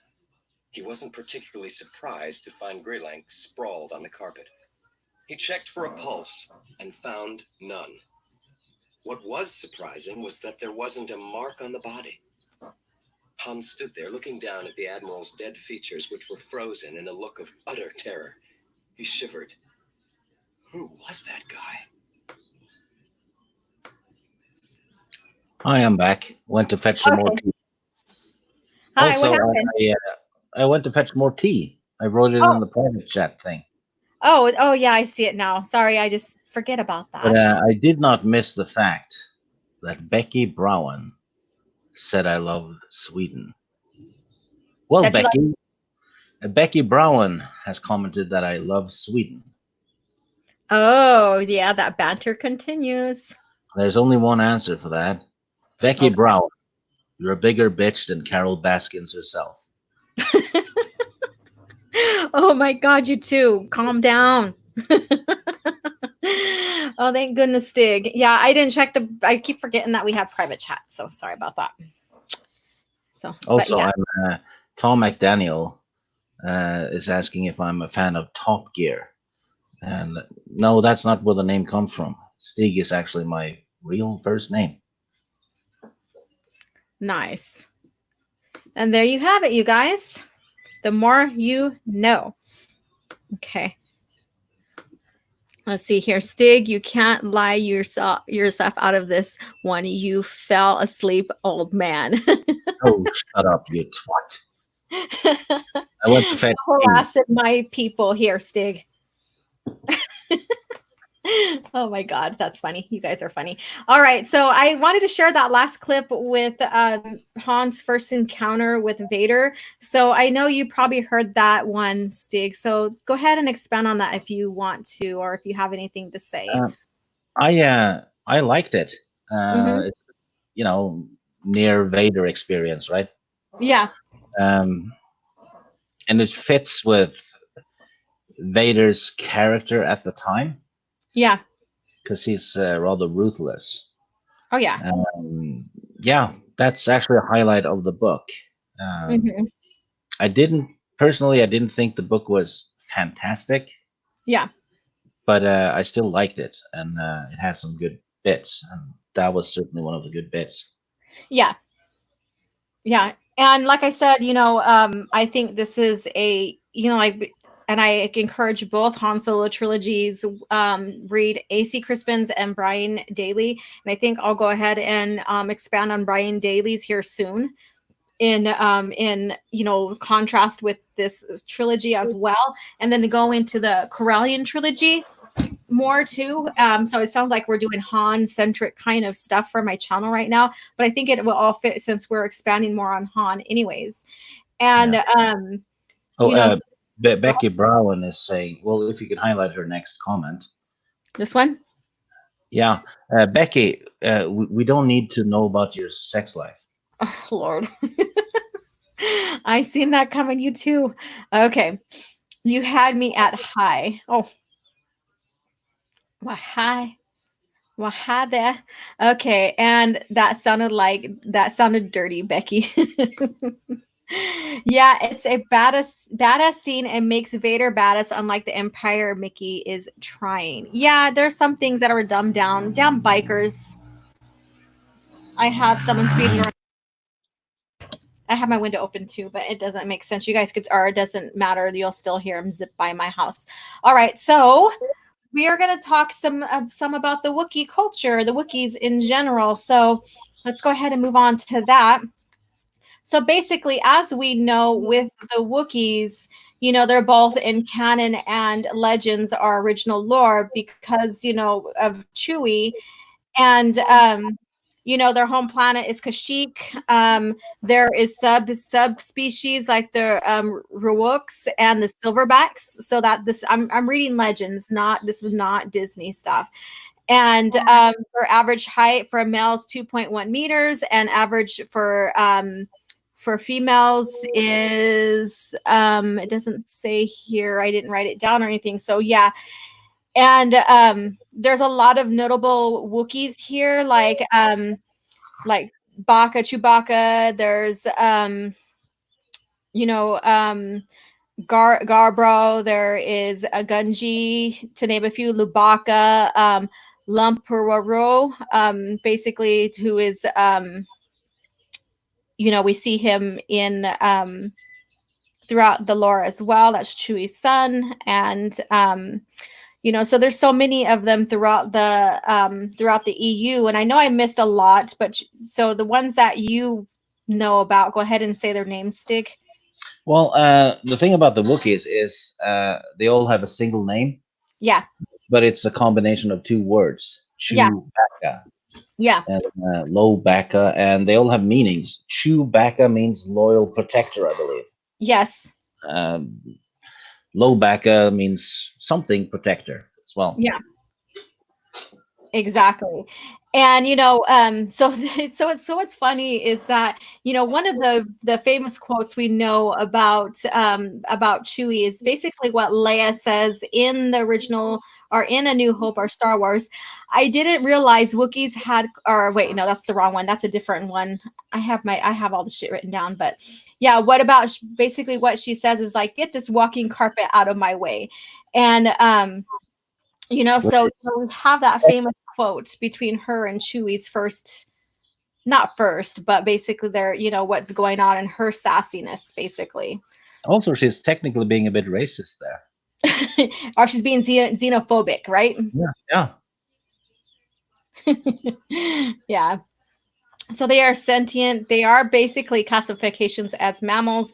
They're humanoids basically as well. And in real life, they kind of resemble, Sasquatch or Bigfoot or whatever. So that's how a way to compare them in a sense. Yeah, So yeah, yeah. And then the other quote that I really, really liked is basically Leia describes how they are as a species and basically, gives us realization that they live in trees and their terrain and how they adapted to their planet.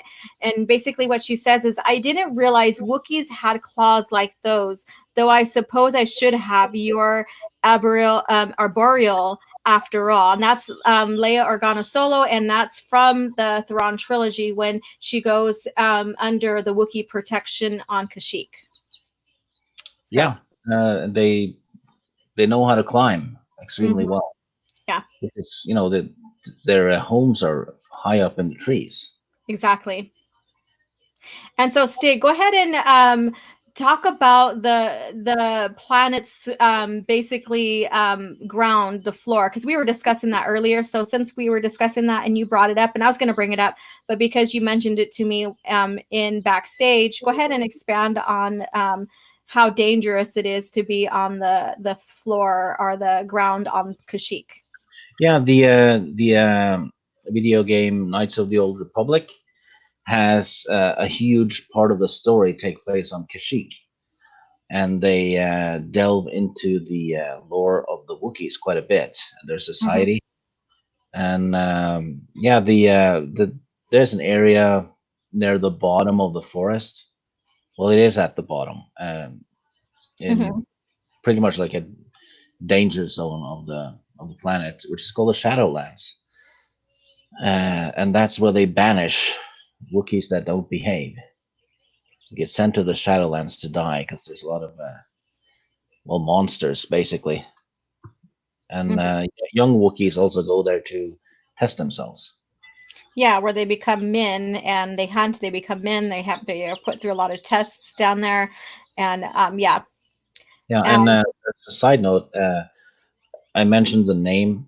Wookiees only have single names. It's always been a thing, and I think George Lucas was the one who came up with it as well.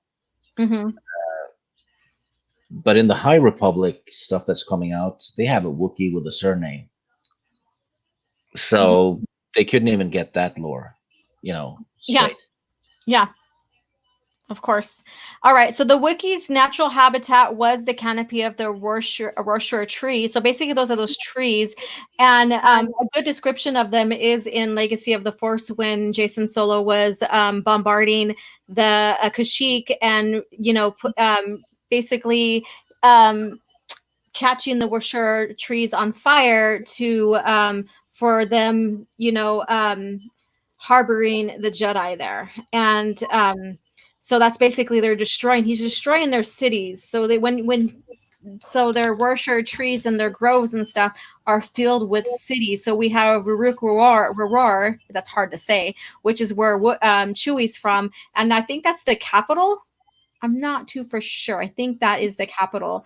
Um, but that's where Chewie's from. And so Jason bombards it and catches the canopies on fire to, I guess you could say, punish the Wookiees for harboring the Jedi during that time frame. And those and how they build their homes is that they build them on the branches that are huge thick branches, that how they have them grow is that when one branch reaches the other, they grow into each other and form this like webbing, the spider web of branches between other trees, and that's how the Wookiees are able to build their cities. And some of the finest like homes of the Wookiees are built inside the bark or inside the trunk of the Rorschach trees as well. So it's very interesting. And they are so advanced with their technology or with their, not technology, but with understanding their environment that they don't need no turbo lists or not turbo lists, but yeah, they don't need no turbo lists or anything to help maintain and keep their villages up in the trees and stuff because of how they utilize the Rorschach trees and the branches and the vining and all that. So it's very Yeah, interesting. the village on Endor Yeah. in episode 6. Yeah. That's basically Kashyyyk because it was intended to be the Wookiee planet, but I Oh think yeah. George mentioned that he couldn't find enough actors that were that tall, Makes so sense. he changed it to the Ewoks. You know, it's even in the name, Hmm. Wookiee Ewok. Yeah. Just switched it around and make them small. So in Star Wars lore, you know, the comics, you know, in the video games, Kashyyyk looks exactly like Endor. Hmm. Massive trees and villages high up. Yeah. And it's so interesting how all of this is like created, and these minds that created helped George create his universe, his lore, and how, and how he also in turn used the EU for, for the movies as well. It's like everything just meshed so well. And there was such a coherent history within Star Wars that no other IP can, even compare. Yeah, and So, it's one of the first alien species in Star Wars that were fleshed out, except for yeah. the Ewoks, Yeah. and to some extent the Jawas. So yeah, they're old school when it comes to Star Wars lore.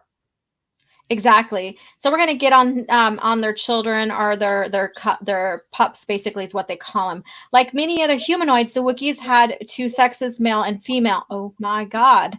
Hopefully Disney does not change that. Female Wookiees had 6 breasts. Very interesting, right? And gave birth to live young, with their gestation period nearly a year long. Wookiee pups were large at birth, averaging slightly less than 1 meter after birth. A Wookiee grew very fast, fully conscious, and able to walk unassisted within 1 standard year. During the course of maturation, the individual would grow to about 2 meters, with exceptionally tall individuals attaining 2.3. However, cases of nanism were rumored to exist, and very old Wookiees tended to shrink, become short as 1.7 meters. So basically, so that's expanding on the birth and the growth of their pups, basically, and that's what they called them. And so I thought that was very interesting to share with you guys, because that's not really covered much in the lore, in the novels and stuff like that, very well, or not very well, but it's not covered extensively.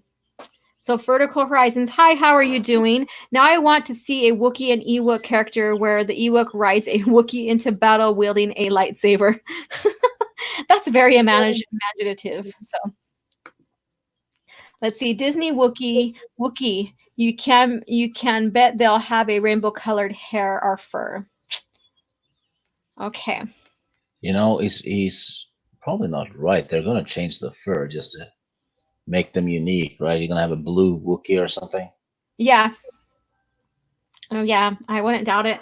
All right, so Wookiees basically are live several standard centuries, and so that's why we see Chewie basically in all the movies, and with Han Solo in this Han Solo trilogy that we're covering right now, is that they have a very extensive life cycle, and then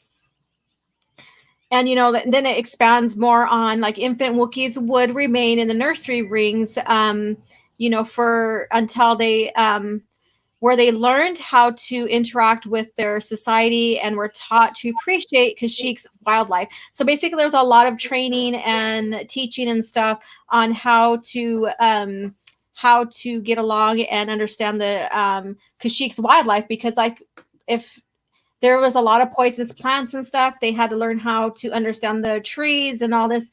And so it's very extensive, how they cherished and loved their world as well.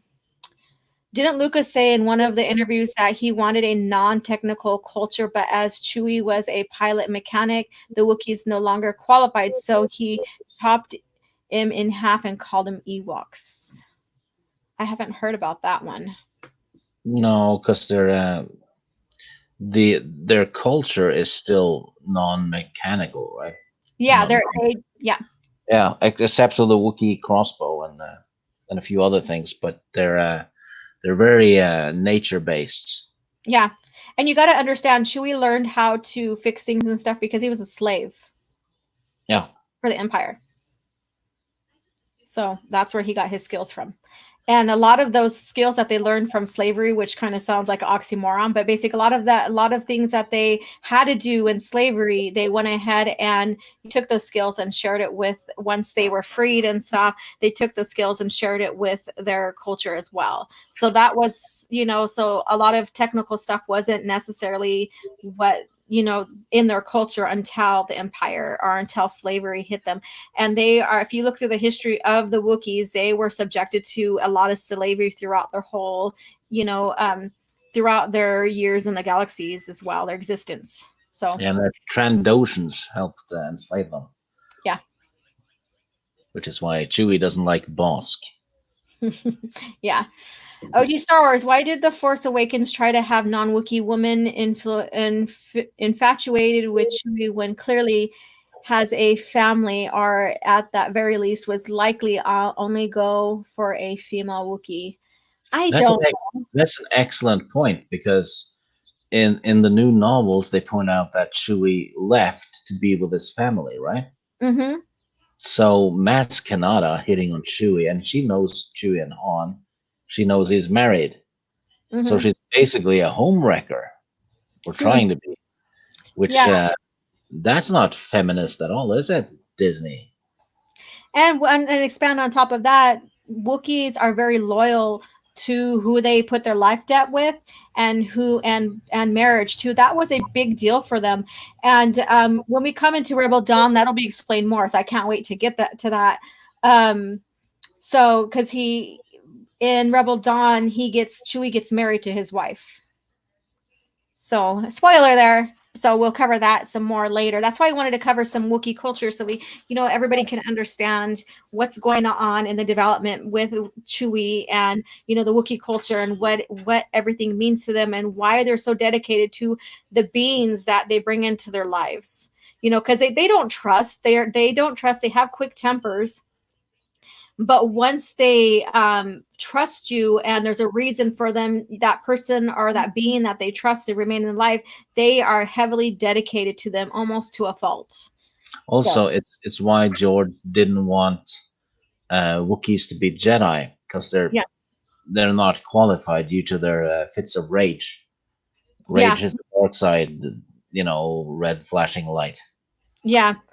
And then Lobaka basically is one of the very, very few Jedi Wookiees, and he's done excellent. I like how he's done. But Stig is right. They have quick tempers. They could succumb to the dark side. Lobaka was raised under Luke's order, and so so it makes sense for him. But he's well done. He's well done in there. Yes. And I've debated with someone. So Becky has a good point. Love how loyal Wookiees are. I had debate with someone on Twitter saying that, oh, well, the light debt really doesn't exist anymore in Disney and blah, blah, blah. And I'm like, if it doesn't, then that just breaks away from that. That's lore breaking as well. No, the life debt even exists for Gungans. Because in episode 1, Jar Jar has a life debt to Qui-Gon. Yeah. Yeah. And then what's awesome too is when you get into the lore, and we get into I think it's Legacy of the Force, but it might even been said beforehand that Wookiees have a life debt with the Jedi because of them helping them on Kashyyyk during the Clone Wars. So that's why they honor the Jedi, and that's why they hid the Jedi in Legacy of the Force when Jason bombards the planet. It's like Beauty and the Beast in Star Wars, but worse. With Maz Kanata and him, yeah. Booty and the Priest. The Booty and the Priest. Sorry. No, popped into my head. Welcome to Stig's head. Becky Brown. Yes, even in Dark Lord, The Rise of Darth Vader, you learn Chewbacca has family. Yes, and that all ties to the Christmas special. Yeah, which wasn't good. No, but at least something good came up from it, right? I would say the least. The beauty was Chewy, of course. Maz Kanata is like a knockoff of Yoda. I think it was George Lucas's dog that inspired Wookiees and the name Indiana. Yeah, it's true. Because when George was driving, he had the dog next to him in the front seat, Mm-hmm. like a co-pilot. Yeah, it's funny how we get inspired by just the littlest things and it turns into something big and awesome, like, dog inspiring the Wookiee as a co-pilot and stuff like that. That guy says a Wookiee tree, the Wookiee trees were greatly used for textiles, manufacturing food and medicine, correct. And other herbal stuff or other plant material on Kashyyyk as well. Such a brave and noble race. Love me some Wookiees. Yes, and that's why I wanted to cover them as well because we get, like I said in Han Solo trilogy, we get to know a little bit more about Wookiee through Chewie. O.G.Starwars and Stig Kenobi. Wookiees can't be Jedi. While that other one thing Clone Wars mucked up because in pre-Disney Clone Wars there was a Wookiee youngling during the youngling arc. Yeah, he's right. George Lucas only wanted one Jedi to be a Wookiee, and that was after Persuasion, and that was Yeah. Lobacca. It, because of their fits of rage, right? But Mm-hmm. it doesn't mean that it's impossible for a Wookiee to be a Jedi. It means that it's extremely rare, and Mm-hmm. George only wanted one. Yeah. Uh, Filoni seemed to have ignored that too, and now the people writing the High Republic has absolutely ignored it and the look and the Wookiee lore. Yeah. So it's not impossible for a Wookiee to be a Jedi. It's just they don't have the temper for it because they're naturally prone to fits of rage. There's always an exception to the rule, and that goes with anything in life and even fantasy. There's always going to be an exception to the rule. So we have the few that is few in between, and that's just like with the Hutts. We only had like one that was a Jedi, right? I remember there being a Hutt Jedi in Legends. I just don't remember its. Yeah. Because they can. The Huts are actually highly intelligent. Yeah, They're just not very mobile.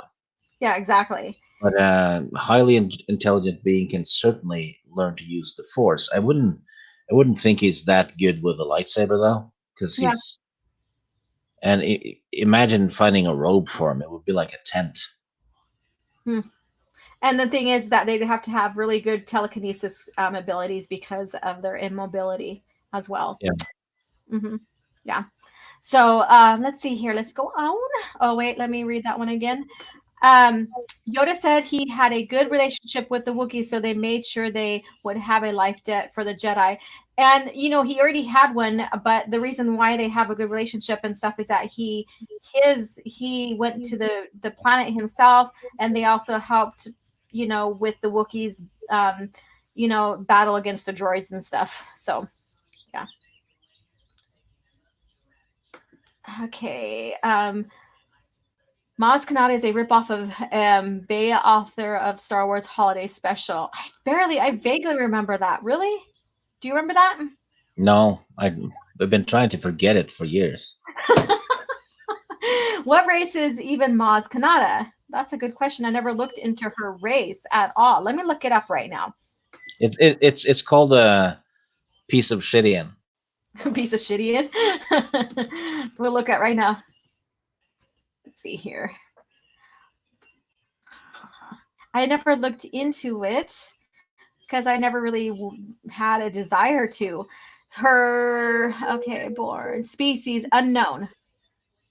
Yeah, because they don't even know. They don't know what species she is. So are they trying to make her like a Yoda 2.0 then? Because Yoda's species was never known either. Think about it. Think about that. Now they could say, oh, well, this same species, like cousin species to Yoda's, and that's why we don't know the name. Just think about that. You never know. Okay. All right. In the Marvel Star Wars comics, there was a Transdoshian Jedi, which doesn't make sense, really. Well, isn't what's her name? Um, Saba 17, isn't she a Trandoshan? No, she is a she is a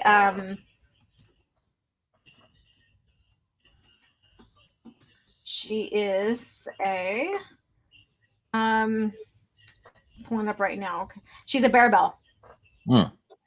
But they look similar. Yeah, they're very similar in looks and stuff. That's why people confused like the Bearbells with the characters in the clone or in Mandalorian. So I even did at one point because they look so similar. Similar. Stig is a pun master. Bow down before his puns. No, We're no. not worthy. We're not worthy. Please remain standing. Maskana has two cat buttholes in her eyes. Oh my god. Let's pull up a picture. Let's have some fun laughs. Don't Google cat buttholes. Just don't. I'm not. I'm pulling up her picture, not cat buttholes. Let's see here. Okay, I want a better one than that. It's like they're shriveled, huh? Oh, here we go. Oh. Which is why she's seen a lot of shit.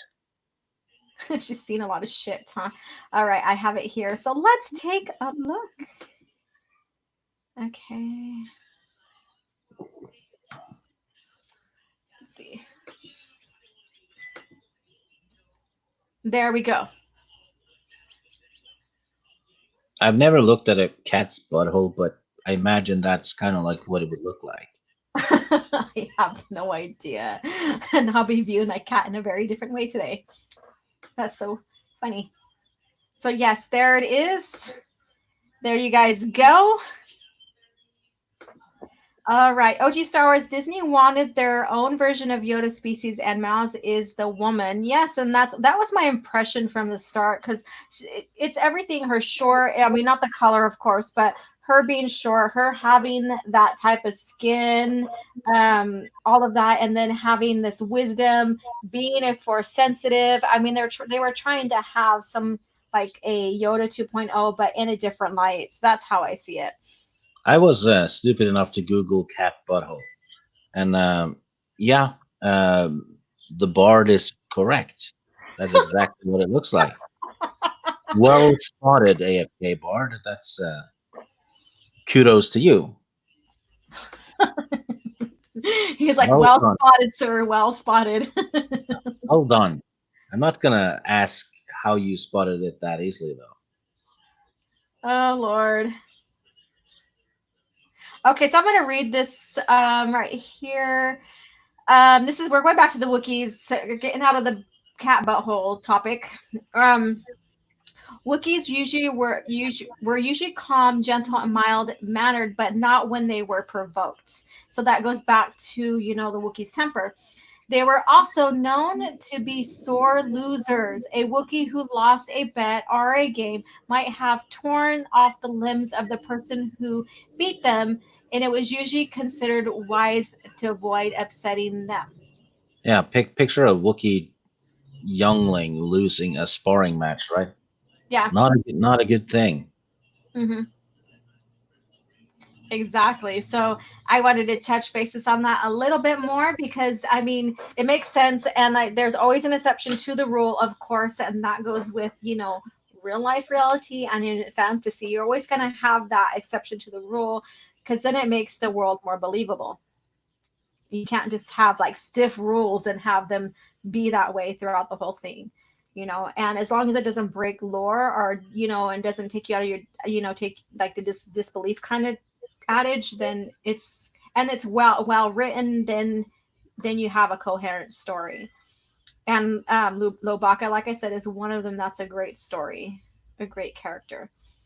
Okay, OG Star Wars, and this is from Home One. I just realized that if George really wanted Jabba to do something naughty to Slave Leia, he would made Jabba a Gamorrean lord instead of a Hutt. Hutts can't mate with human females. He just had the sick fascination with humanoid and other species, and that was just him. And it expands on the Han Solo trilogy about that some more. And I should have pin that and share that clip with you guys.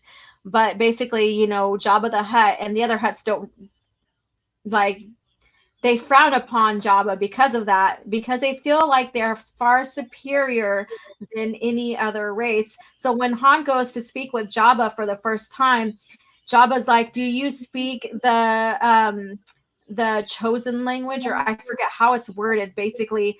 And what he means is asking Han, "Do you know Huttese?" So they hide themselves and they hold themselves in high regard. And then Han says, "I can't speak it, but I understand it." And he goes, "Well, then you're a worthy being to talk with," basically. Yeah. And then, Basically, Jabba is considered a deviant mhm. for being turned on by other species, I suppose. But Yeah. yeah, Hmm. it's basically like what we think about the furries, right? Hmm. Yeah. So and the other Hutts kind of frown upon it because they basically classify them as superior to other beings, which is kind of it's crazy. It's funny looking at their appearances when they're like space slugs, basically. Yeah, You know. but they, like I said, they're highly intelligent, Hmm. more so than humans in many ways. Yeah, and we'll go into that a little bit more in next week's the last book of the Han Solo trilogy, because they are very intelligent species, but not when they're first born. So it's very interesting. Have you seen the Hutt battle armor? Yes. They actually have warriors, and it's awesome. Mhm. Yes, it is. It is. It's I don't know if you could bring it up or something, but it's Let me pull it holy up. holy crap! They have flamethrowers and miniguns and stuff on it. Yeah. Oh, yes, it is. Let me pull them up. This picture might be good to use. So maybe next week we'll expand more on the Hutt lore then, Yeah. since we did Wookie, which I'm kind of doing it backwards. I should have done Hutt this one because since this book covers the Hutts, but that's okay because we get in more into the Hutts too in the next one. And it sets up A New Hope perfectly as well. Let's see here. This might be okay to share. I mean, it's okay to share, but I mean, you might be able to get an idea with this picture here. Chrome tab. So there it is. Yeah. There's one example of it as Yeah. well. They have cannons. Yeah, you can see the cannon on the shoulder. Yeah. Uh, there's other ones too with repeating heavy blaster cannons, which is basically a minigun. Yeah. Same stuff you have on choppers, right? And Yeah. yeah, so it's and they have these what they call sleds Mm-hmm. that they drive around on, which is Yeah. actually incredibly fast. So they're Hut warriors are badass. Mm-hmm. They're just slow. Yeah. So that was interest. That's interesting right there. So here you guys go. So maybe we'll cover up more on the Hutt lore as for next week and put that on as lore building through the channel here. And since we get a lot of the Hutts in centric kind of stories in the Han Solo trilogies, which is very fun and interesting to learn. Oh, And then AFK Bard has a pun. who She does? says AFK Bard. Oh, She I'm said not there. Go ahead and read it. he can jabba you in the gut with that stick. That's Yeah, a good one. yeah. He can absolutely jabba dabba do that. That is great. I love it. You guys are awesome. Okay.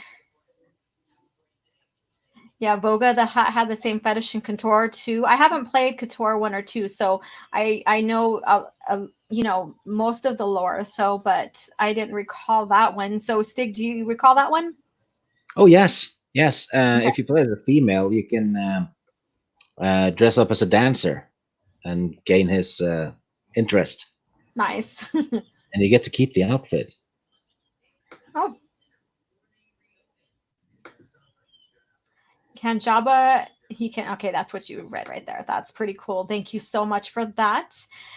Okay, so we're coming up on 2 hours now, and I enjoyed this chat with you guys. I'm going through the chats right now.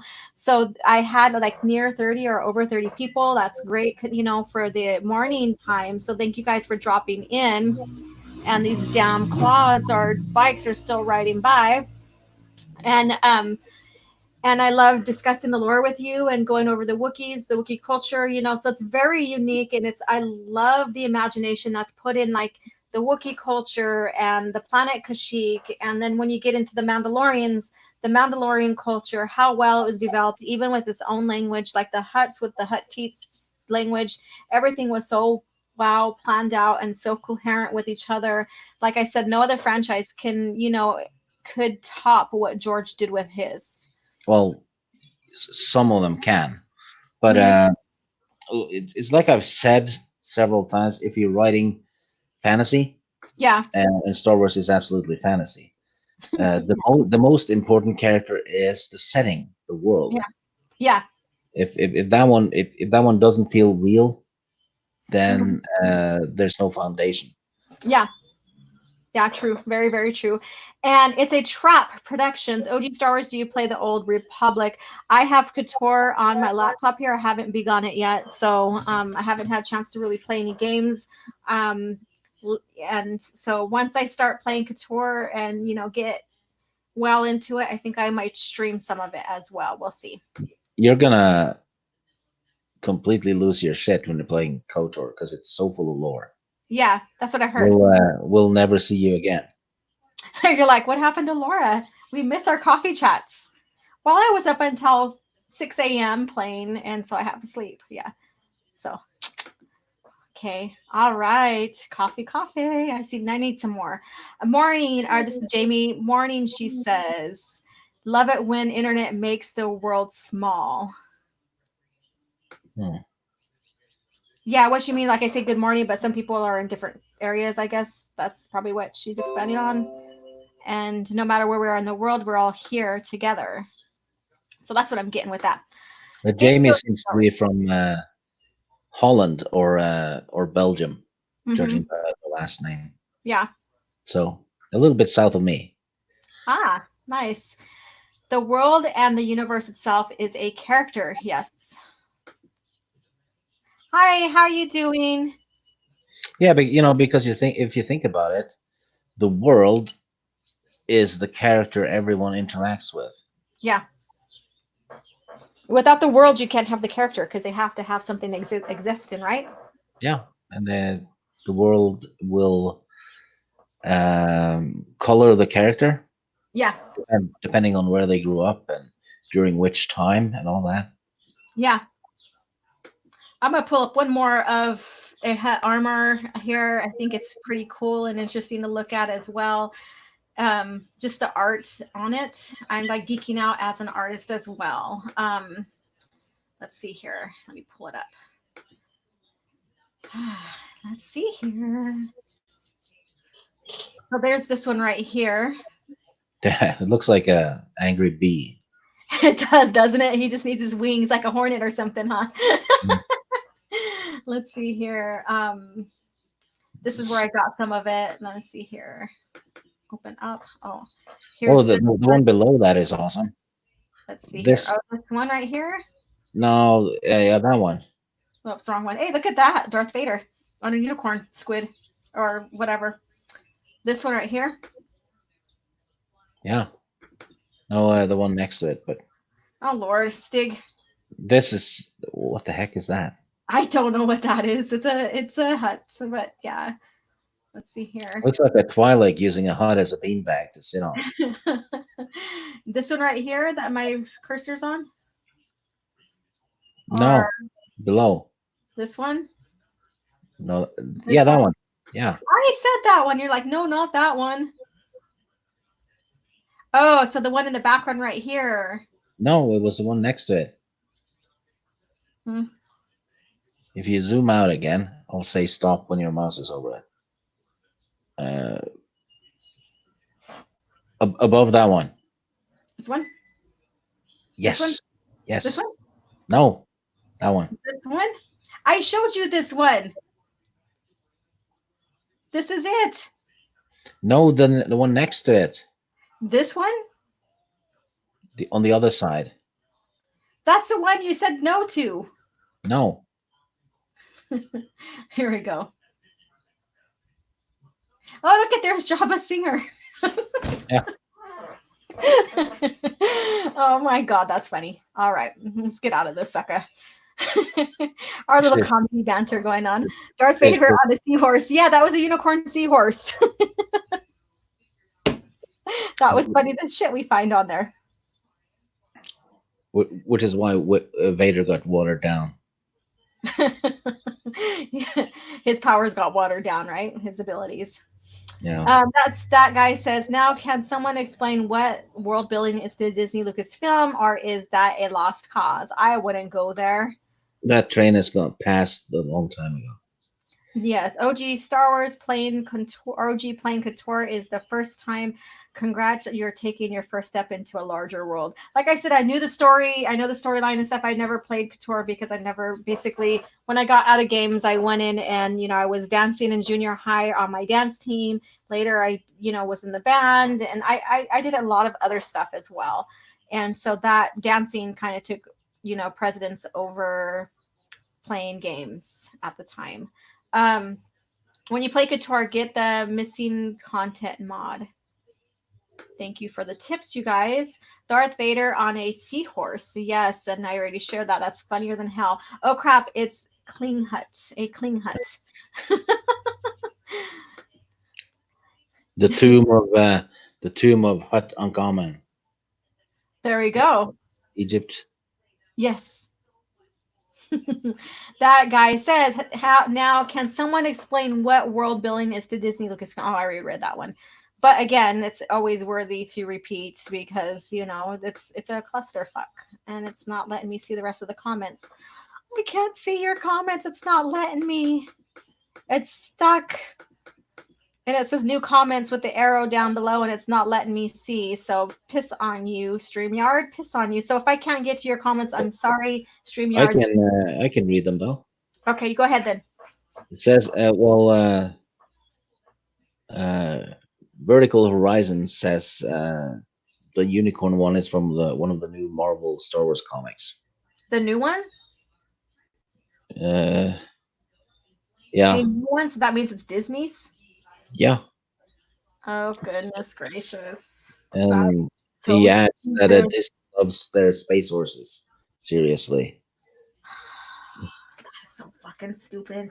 I'm sorry. When did Vader need to write on something like that? He's the kind of person, or being that would take a speeder or whatever, but not, oh my God.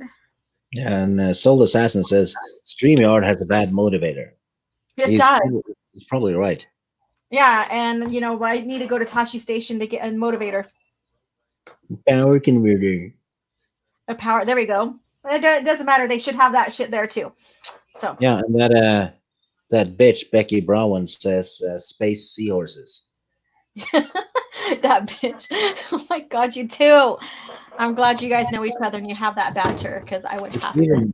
Would be even more fun if people thought we didn't know each other. Oh, I know. And so I just spoiled the little banter going on. Sorry. Yeah. My bad. I didn't mean to. All right, any more? Because I still can't. It says new comments, and I still can't press on it to check it out. Yeah, no, there's nothing new. Okay. Basically, comments about how they agree and how things are a lost cause. Okay. Yes. Speaking about Disney. Go ahead. No, they're talking about adding to our comments about Disney, I suppose.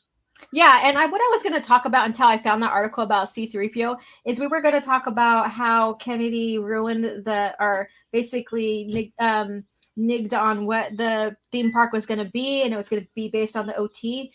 As we were going to talk about that, but I seen the other article that we discussed earlier in the beginning of the show And I thought that was something more that I want to touch basis on because it deals with the lore.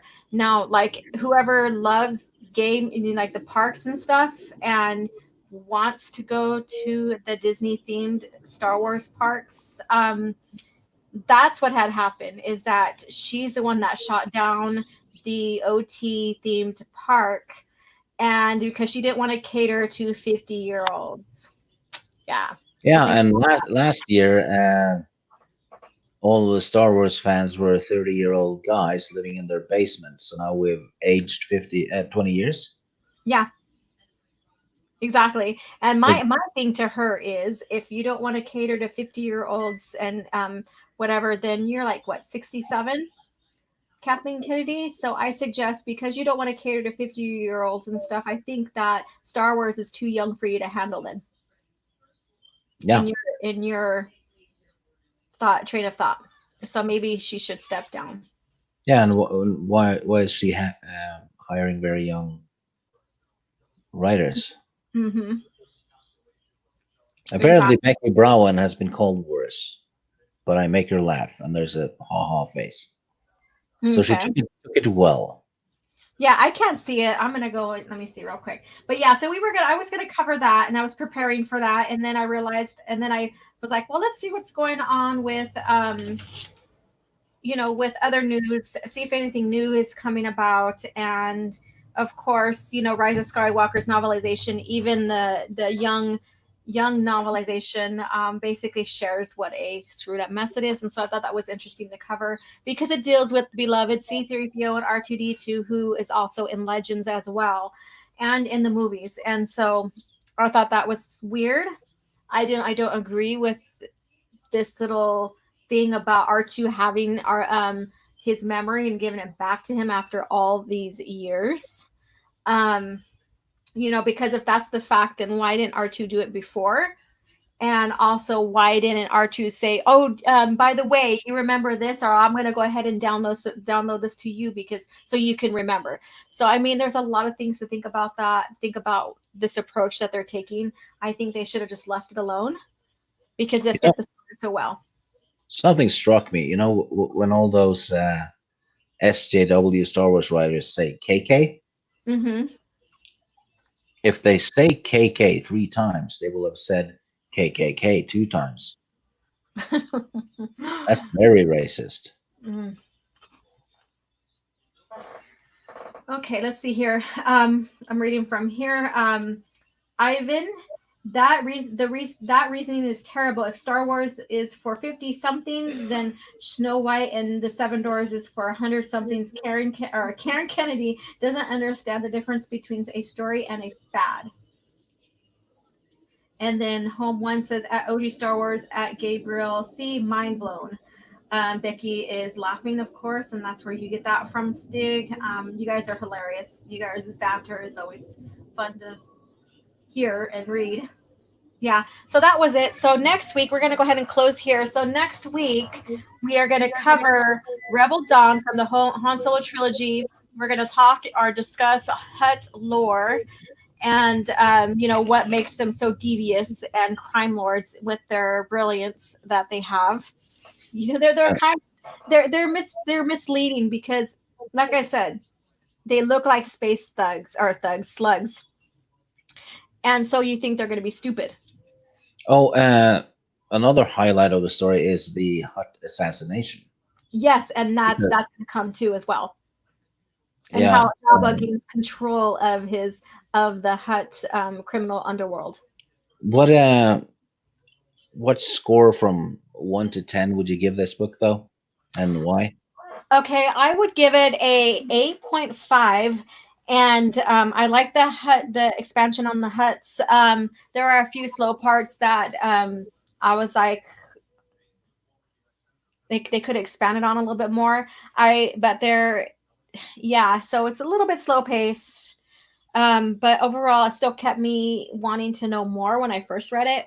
I love how they introduce Londo to Han, or how Londo. I keep on sounding like I'm like from somewhere else. Lando, like Lakota, Lando, Yeah, so I like how they introduce the, or show us how Calrissian has been looking for Han, and and how he wants Han's expertise, and and just his overall coming into his own as a smuggler. So yeah. I'd give it a 6. Okay. Didn't like it that much. Oh yeah. The whole trilogy. Okay. Thought it was bland. Okay. It has some What good did you bits. like about it though? What I did like, Yeah. more like I liked certain scenes, like the near Vader experience and stuff like Uh-huh. that. Yeah. Okay. The And Londo. yeah. And so when we get into Rebel Dawn, that is so well tied into A New Hope. And so I can't wait to get into that. And so there's a lot to cover. I think Rebel Dawn has a lot more heavy weight to it than all of it together. Little bit of trivia for the second book. When the smugglers are fighting, Mm-hmm.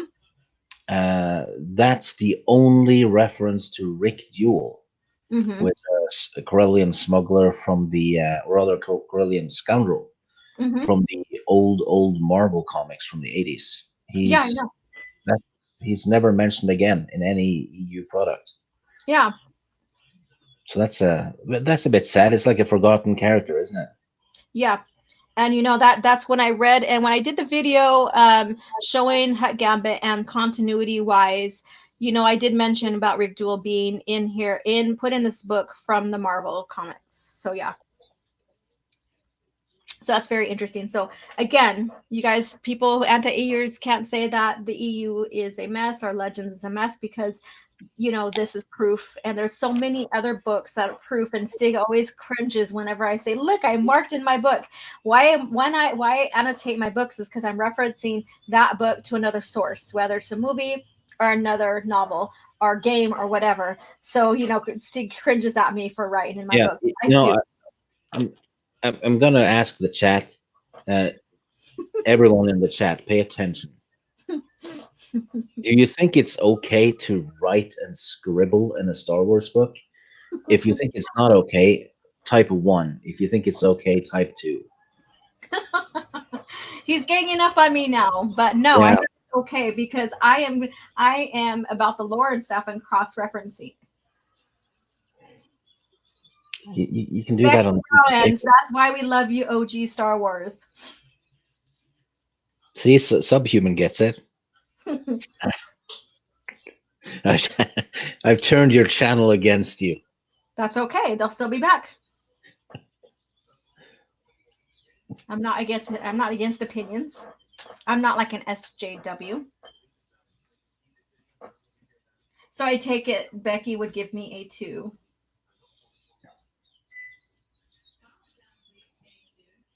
I don't know. Yeah, that guy says 2, as long as the writing is legible. And what I do is I annotate, and my literature teacher says there's no shame in that. And especially when you're cross-referencing and you're taking down important notes and stuff like that. And I don't like scribble in them. I underline important things, and I put like side notes on the side there to the reference. But yeah, that's it. So let's see here. The Star Wars books are okay. book lover in me feels pain every time I see that.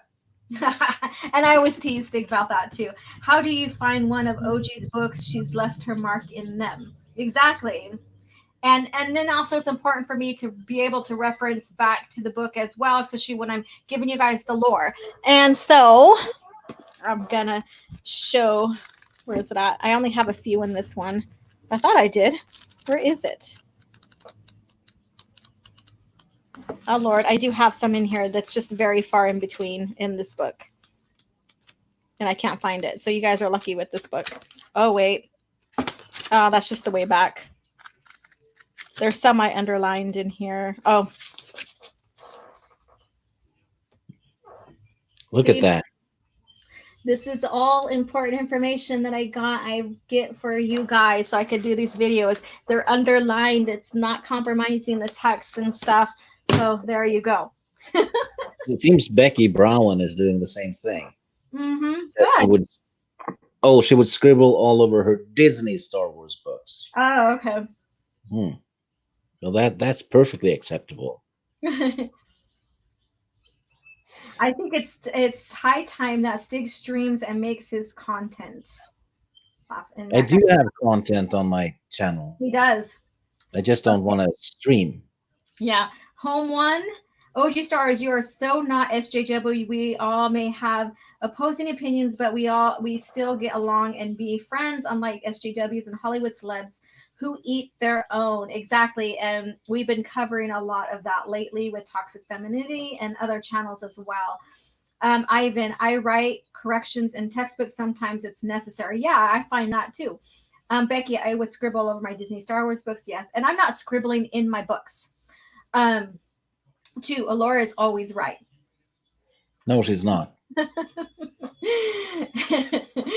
Underlining a book, her heresy. Books are sacred.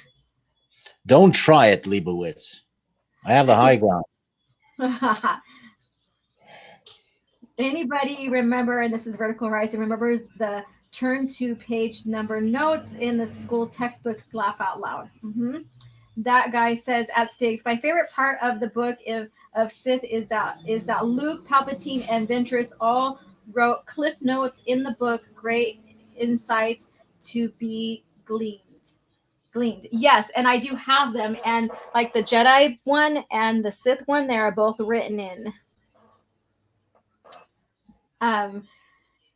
Gabrielle, I missed those choose your own adventure books. Yes, let me see. Oh yes, those are awesome. Mm-hmm.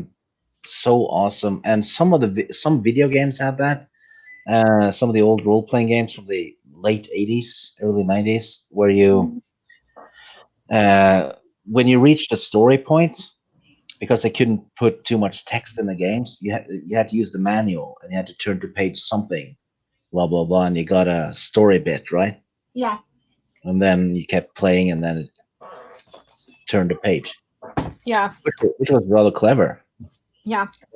Of course, you'd read the whole book anyway, so you know the story before you even started the game. Yeah. Oh my God, there's so much to expand on with the lore. And this is the reader's companion, and again, like I said, I outline stuff so that I can take quick reference on what I'm going to discuss on my channel with you guys, whether it's the pre-recorded lore videos or rather we are meeting here in live chat, because then I can quickly reference to them as well. And it's called annotating. Annotating basically is a professional way of taking notes in your books. It's not scribbling.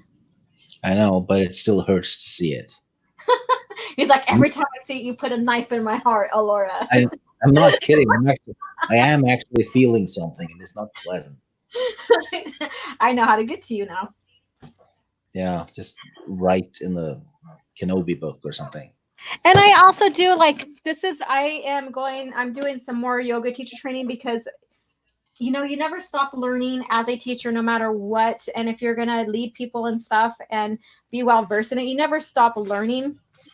So I even this is the path of Yoga Sutras. I'm learning about the Sanskrits and what they mean and stuff to yoga and the India culture. And so I even have that in here. Oh, they should make a Java Sutra. A Java Sutra? Yeah. Do you guys hear that? Okay, explain how that would go. Lots of wobbling. Lots of wobbling. They would have to use Hutt T's as the Sanskrit words. Oh, yes. Mm-hmm. All right, let's read here. And we're going to close here pretty soon. I'm having a good time with you guys. I really don't want to close out, but we need to here pretty soon. It's a Trap Productions. O.G.Starwars, what do you think would happen for current day Lucasfilm to reinstate the old EU? I think it would end up being I would love to. We do have a campaign, 2 billboards up by the headquarters in San Francisco by Lucasfilms. And we hope if they would allow a parallel universe, 2 timelines, basically. We would love it if they would bring back Legends as their separate universe timeline and allow the authors who wrote for George Lucas when he was the boss to continue to release Sword of the Jedi, to release 1313, and have a separate universe, a separate timeline from Disney. I think that's a way they could, appease everybody, and and maybe, I wouldn't say mend the split, the division, but at least everybody will get something out of Star Wars, and we would, in Legends, would get continued stories. However, I do not trust them to have the story group in charge of that. If anything, I would love to have Leland Chi do it, because he was in charge of it when under George Lucas. So that's my opinion. Yeah, and keep the story group and KK far, far away from it. Yeah. Because if they start doing agendas or whatever in the Legends timeline as well, that's going to Yeah. destroy it completely. Yeah. Exactly. So that's so we do have, and I helped contribute to the fundraising of the billboards. They are up right now. Sad that the timing with this thing that we're seeing that's affecting the world is taking effect, so hardly anybody could see it right now. But it's getting traction over on the internet, including Twitter and Facebook, and and I've shared it on my channel. And maybe I'll put at the end of my videos, I'll put the billboards at the end of my videos right now, just to show, and visit Twin Suns as well. And support them as well, because they're the ones that led the campaign. I helped contribute to it, and I will continue to help contribute to it, because my passion in Star Wars is basically lies in George Lucas era of Star Wars or Legends, and that's where my love lies with Star Wars, and it will remain there. There's nothing for me in Disney Star Wars right now or anymore. Sith Lord made a very good pun. Okay, read it. I'll give you an 8 out of 10 for that one, Sith Lord. That's well done, well done.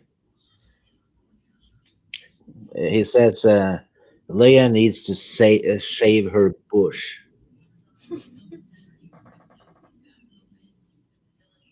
With a capital B. Okay. Because that's what she called herself in Return of the Jedi, right? Mm-hmm. Bush. Yeah. Oh Lord, you guys are awesome. All right, so let me run through these real quick, and then we're actually gonna go for sure now. So Vertical Horizon, send some scribbled books to Stig, he'll love them. That's just sadistic. Yes, it is. All right, Becky, or no, Becky's just laughing. It's a trap production. The Jabba Sutra, it begins with ho ho ho instead of ho. So it has 3 hoes in it. Four hoes. 4 But hoes. well, because the sutra is one of the main sutra is Om, and that's basically the sound the universe makes. So combine them, you get homo. Homo. Okay, Alfonso Doritos, shame that's not a Karma Sutra book. And people, Karma Sutra is not exactly what people make it out to be, but yeah. But we won't go into the technicalities of that, because I'm not here to teach you guys Karma Sutra either. Okay, let's see here. That's Stig Kenobi. Oh my gosh, Stig, Jabba Sutras, you nailed it. Of course he did. Alfonso, O.G.Starwars, Alferno, sorry, Alfonso, Alferno, OG, they won't, because we know that the people would prefer the given if given the choice. Okay, so you put but it's if. So yeah, a lot of people, if you notice, a lot of people have been returning back to the original lore, because they were turned off with the direction Disney took the Disney trilogy. So Home One, O.G.Starwars, indeed, they need to give Star Wars a Final Fantasy VII remake treatment. Miss Martin Muse, they ruin Jaina. If they ruin Jaina. So I think if they brought back the Sword of, or if they published the Sword of the Jedi, then I think we would have a coherent story with Jaina, as long as we have people in charge of it that have been in charge of it before. And that would be Leland. If you take Miss Martin's initials, and Miss Martin Muses, you have 3 M's, so it's Okay, wasn't there news about Kevin Feige taking over Star Wars? Several times. Yeah, I think there's a lot of rumors fly around because how many times have we been seeing Kennedy is going to leave? But Yeah, she just doesn't leave. yeah, she just doesn't leave. Okay, Becky. O.G.Starwars makes one Star Wars universe for Star Wars fans, the other is for SJW drama queens. Well, yeah. Then we have Sith Lord's pun, which was 8 out of 10, Sith Lord. You did really well. that was good. Jefferson, the folks over at Twin Suns are the best. Yes, they are. And I would, you guys go visit their website, go find them on Twitter and Facebook, and support them as well. Let me see. It's a Trap Productions. I was making more reference to Jabba's laugh. Oh, okay.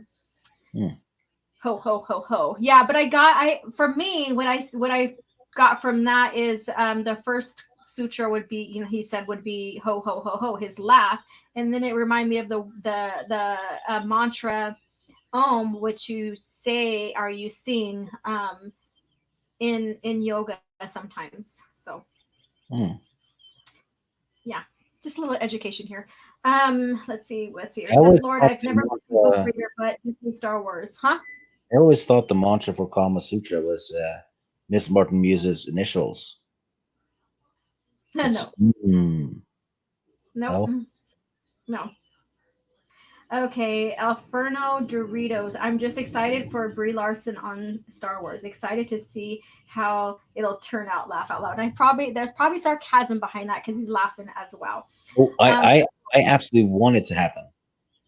I want to see that train wreck. Yes. Disney Star Wars is destroyed anyway. Yeah. So come on, have at it. It's got what's his name? Jussie Smollett on it too. Oh God. Oh God, no. But yeah. Oh my God. Let's see here. I've never been a book reader, but Disney Star Wars has long way to go before it reaches a galaxy far away. Great point. Boom. Great point. To be honest, it would be good if Disney Star Wars went far away, wouldn't it? I think they at one point wanted to get out of the galaxy that the Star Wars was created in. I remember hearing about that a while back, that they wanted to get out of that galaxy and explore another realm. Yeah, because they milked this one dry. I know. It's like they were the Vong, right? It's like bacteria.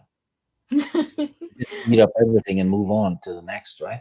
Well, that's what the Vongs were doing. The Yuuzhan Vong. They were going through every galaxies and consuming the resources and moving on.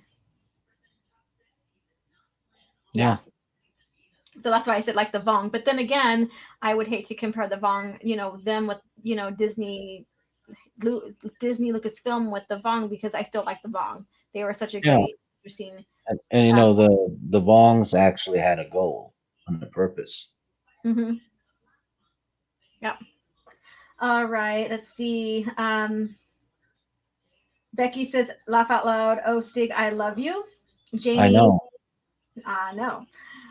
Jamie, they can hire Tessa Thompson, Thompson too, when she has the devil smilish faces.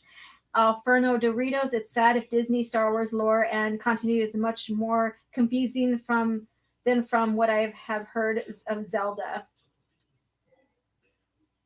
I haven't played Zelda in a very long time, so. I've never played any of them. Oh, wow. Okay. Gabrielle C. Yuuzhan Vong, Yuuzhan Vong would have been amazing to see screen. Those books were amazing. I would hate to have them come into Disney Star Wars because they're not going to be the exact characters as we've seen explored in with the original lore. Home One, O.G.Starwars, my stepdad says Rise of Skywalker would have been great if it ended with the Falcon coming out of hyperspace over Earth and they met a teenage George Lucas. Would have been better than what we got. Exactly. That guy says O.G.Starwars, another Star Wars YouTube channel, is having a Star Wars Star Trek fandom short story writing competition. Would you ever consider doing a writing contest for Star Wars stories? I have never thought about that really. I just love reading about it. I love being in the universe. I love learning more. And, and sometimes when I go back and reread from when I read when I was younger, I learn a lot more because I realize, oh crap, I didn't realize this. Or even knowing more about, the PT, the prequel trilogy, and going back and reading books again, I'm like, oh shit, this is amazing. So, and then there's some books it's like, oh yeah, I remember this one, so there are books that I absolutely love and adore. And there's some that I'm like, yeah, I know it's the continuity wise, it needs to exist and it does lend to lore building or whatever, but it's not one of my favorite books. So, I I used to write fantasy professionally for a mhm, couple of years. Probably could do, fan fiction, but thing is, I never liked it yeah, because you're writing in someone else's universe. It's like playing with someone else's toys in their sandbox. It's not not that I'm pissing on fan fiction. It's just my personal opinion. yeah, Always better to do your own because writing is art, right? hmm, yeah. And like for painting, like you said, writing is art. Like I have a painting that I have to, it's basically dead and I have to varnish it and stuff. And if you're gonna be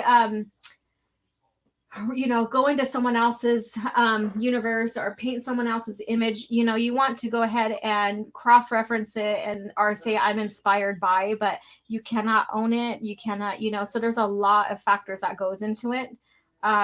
So if you're going to be inspired by someone, take that story and make it your own universe inspired by what your has been set before you. You can easily make a new universe inspired off of Star Wars. Yeah, because Star Wars is pretty much based on every myths and legend Mhm. on the planet. So Yeah, it's yeah. compressed and simplified. But yes, Hmm. All right. So, Mr. Dystopian, the link the past and the okay, link to the past and the Minish Cap was the only ones I played. I think it's a Zelda game. Okay, yeah, I haven't. Like I said, it's been a very long time since I've played, so I'm like remembering. I'm trying to remember. At Um, least at least to provide a link. yeah. All right. So, Gabrielle, didn't New Jedi Order have a bunch of short stories only available to read online? I think they might be online now, but I think you were able to get them short stories when they were available. I think they're hard to find now. All right, and I'm going to read these last few ones and we're going to finally close out. Thank you guys so much. So let's see here. Alfonso Dorito Stig wrote books. Stig link. So he's Uh, the company that produced them tanked, but I still have the PDFs. Uh, Maybe if you're nice, I'll email it to you. It's my bad. Dungeons and Dragons world building. So it's basically a bunch of books Mm-hmm. with full of lore, and there's some adventure modules in there that you can use for gaming. Yeah, Pen and paper stuff. So yeah. I basically did all the background work that a fantasy writer would do. Okay. And there you have it, ladies and gents. A little bit more about Stig. All right, it's a Trap Productions. Disney bought Star Wars, but it didn't know what they were buying. You want to expound on that? I think he nailed it because I think when they bought it, they just thought lightsabers and space battles, and they didn't understand it. Mm-hmm. They had no understanding of what it was. They just had a very superficial, Yeah. normie view of it. And you can see this in a lot of Star Wars fans as well, because they don't know much about why stuff happens, right? How stuff works. It's Mm-hmm. more like it happens, and this and that character is evil. Yeah. And then it's a Trap Production. They didn't understand or care about the lore, the mythology, or the fans who kept it alive for decades. I agree with you on that. That's why I understand they wanted to have their own adventures, their own stories as well. That's why they said, okay, well, let's scrap the EU. I did not agree with them scrapping the EU because it was not convoluted with so much information and stuff. Basically, they had a lot to expand off of. They had a lot of material that they could have made like animation from, short story, series from, even movies from. They had gaps they could fill in that needed to be filled in as well and expanded on. They had material coming out that should have been published that they could have published and then expanded from that. So I think they really did a disservice to the lore for doing that, and they did a disservice for their overall fans that were excited for them coming in and and continuing Star Wars. To me, once you throw something out, you're not continuing it. So that's just my take on that. All right. That guy says that Stigs, yes, it is another playground, but it is a good one to play in. Also considering the story Marvel's Disney Lucasfilm is producing, I feel the fans can provide better. Yeah, he's absolutely right. Mm-hmm. Okay. Gabrielle, see, but Disney doesn't create anything anymore. It just remakes and rehashes all of its old IPs. And so I Yeah. warn you guys, they are gonna eventually remake A New Hope and the prequel trilogies. I warn you. And I think that's why they are allowing the Clone Wars to, intrude into the Revenge of the Sith, because they can start rewriting through that. Yeah, and they will eventually remake everything, and I think those little short movies they're doing, the animated ones, Mm-hmm. I think that's kind of like a almost like a little warning about that. Yeah, Yeah, a test or a soft reboot kind of thing. yeah, it's like they're testing the waters, right? Mm-hmm. See how people respond to that. Yeah. Yeah, All right. And then Soul Assassin Stig is always the dungeon master. yeah. Gabrielle. But Disney doesn't create anything anymore. Okay, I reread that one. Jamie DeHurst, Vertical Horizon, but they don't have 800-page novels and comics to go on. Exactly. And Which is Jamie, true because none of the novels were 800 pages, nope. but they do have almost 200 novels, I think. Yep, like this one's 340. Ah, you're folding the back. Yes, Don't. I am. You're never going near any of my books ever. That's fine. I don't care. You can look at them, you can smell them, no touching. Ah, I love torturing him. Okay, Jamie. They thought they were simple, all consuming sheeple. They underestimated the fans. The ones that are defending them are basically their sheeple, and they don't realize that they are making fun of them by doing that. So, and then Alferno Doritos, how long do you think did Star Wars will last till it becomes irrelevant? I give it 10 more years. oh, more like 5. Yeah. It's the franchise is on its last legs, and Star Wars was the biggest movie franchise ever, Yep. and now it's been reduced to streaming television. Yes, exactly. And I don't blame, or I'm not going to blame the events that we're facing right now. Um, because they were going to eventually do that anyways, so they can't use the events that's going on right now as an excuse.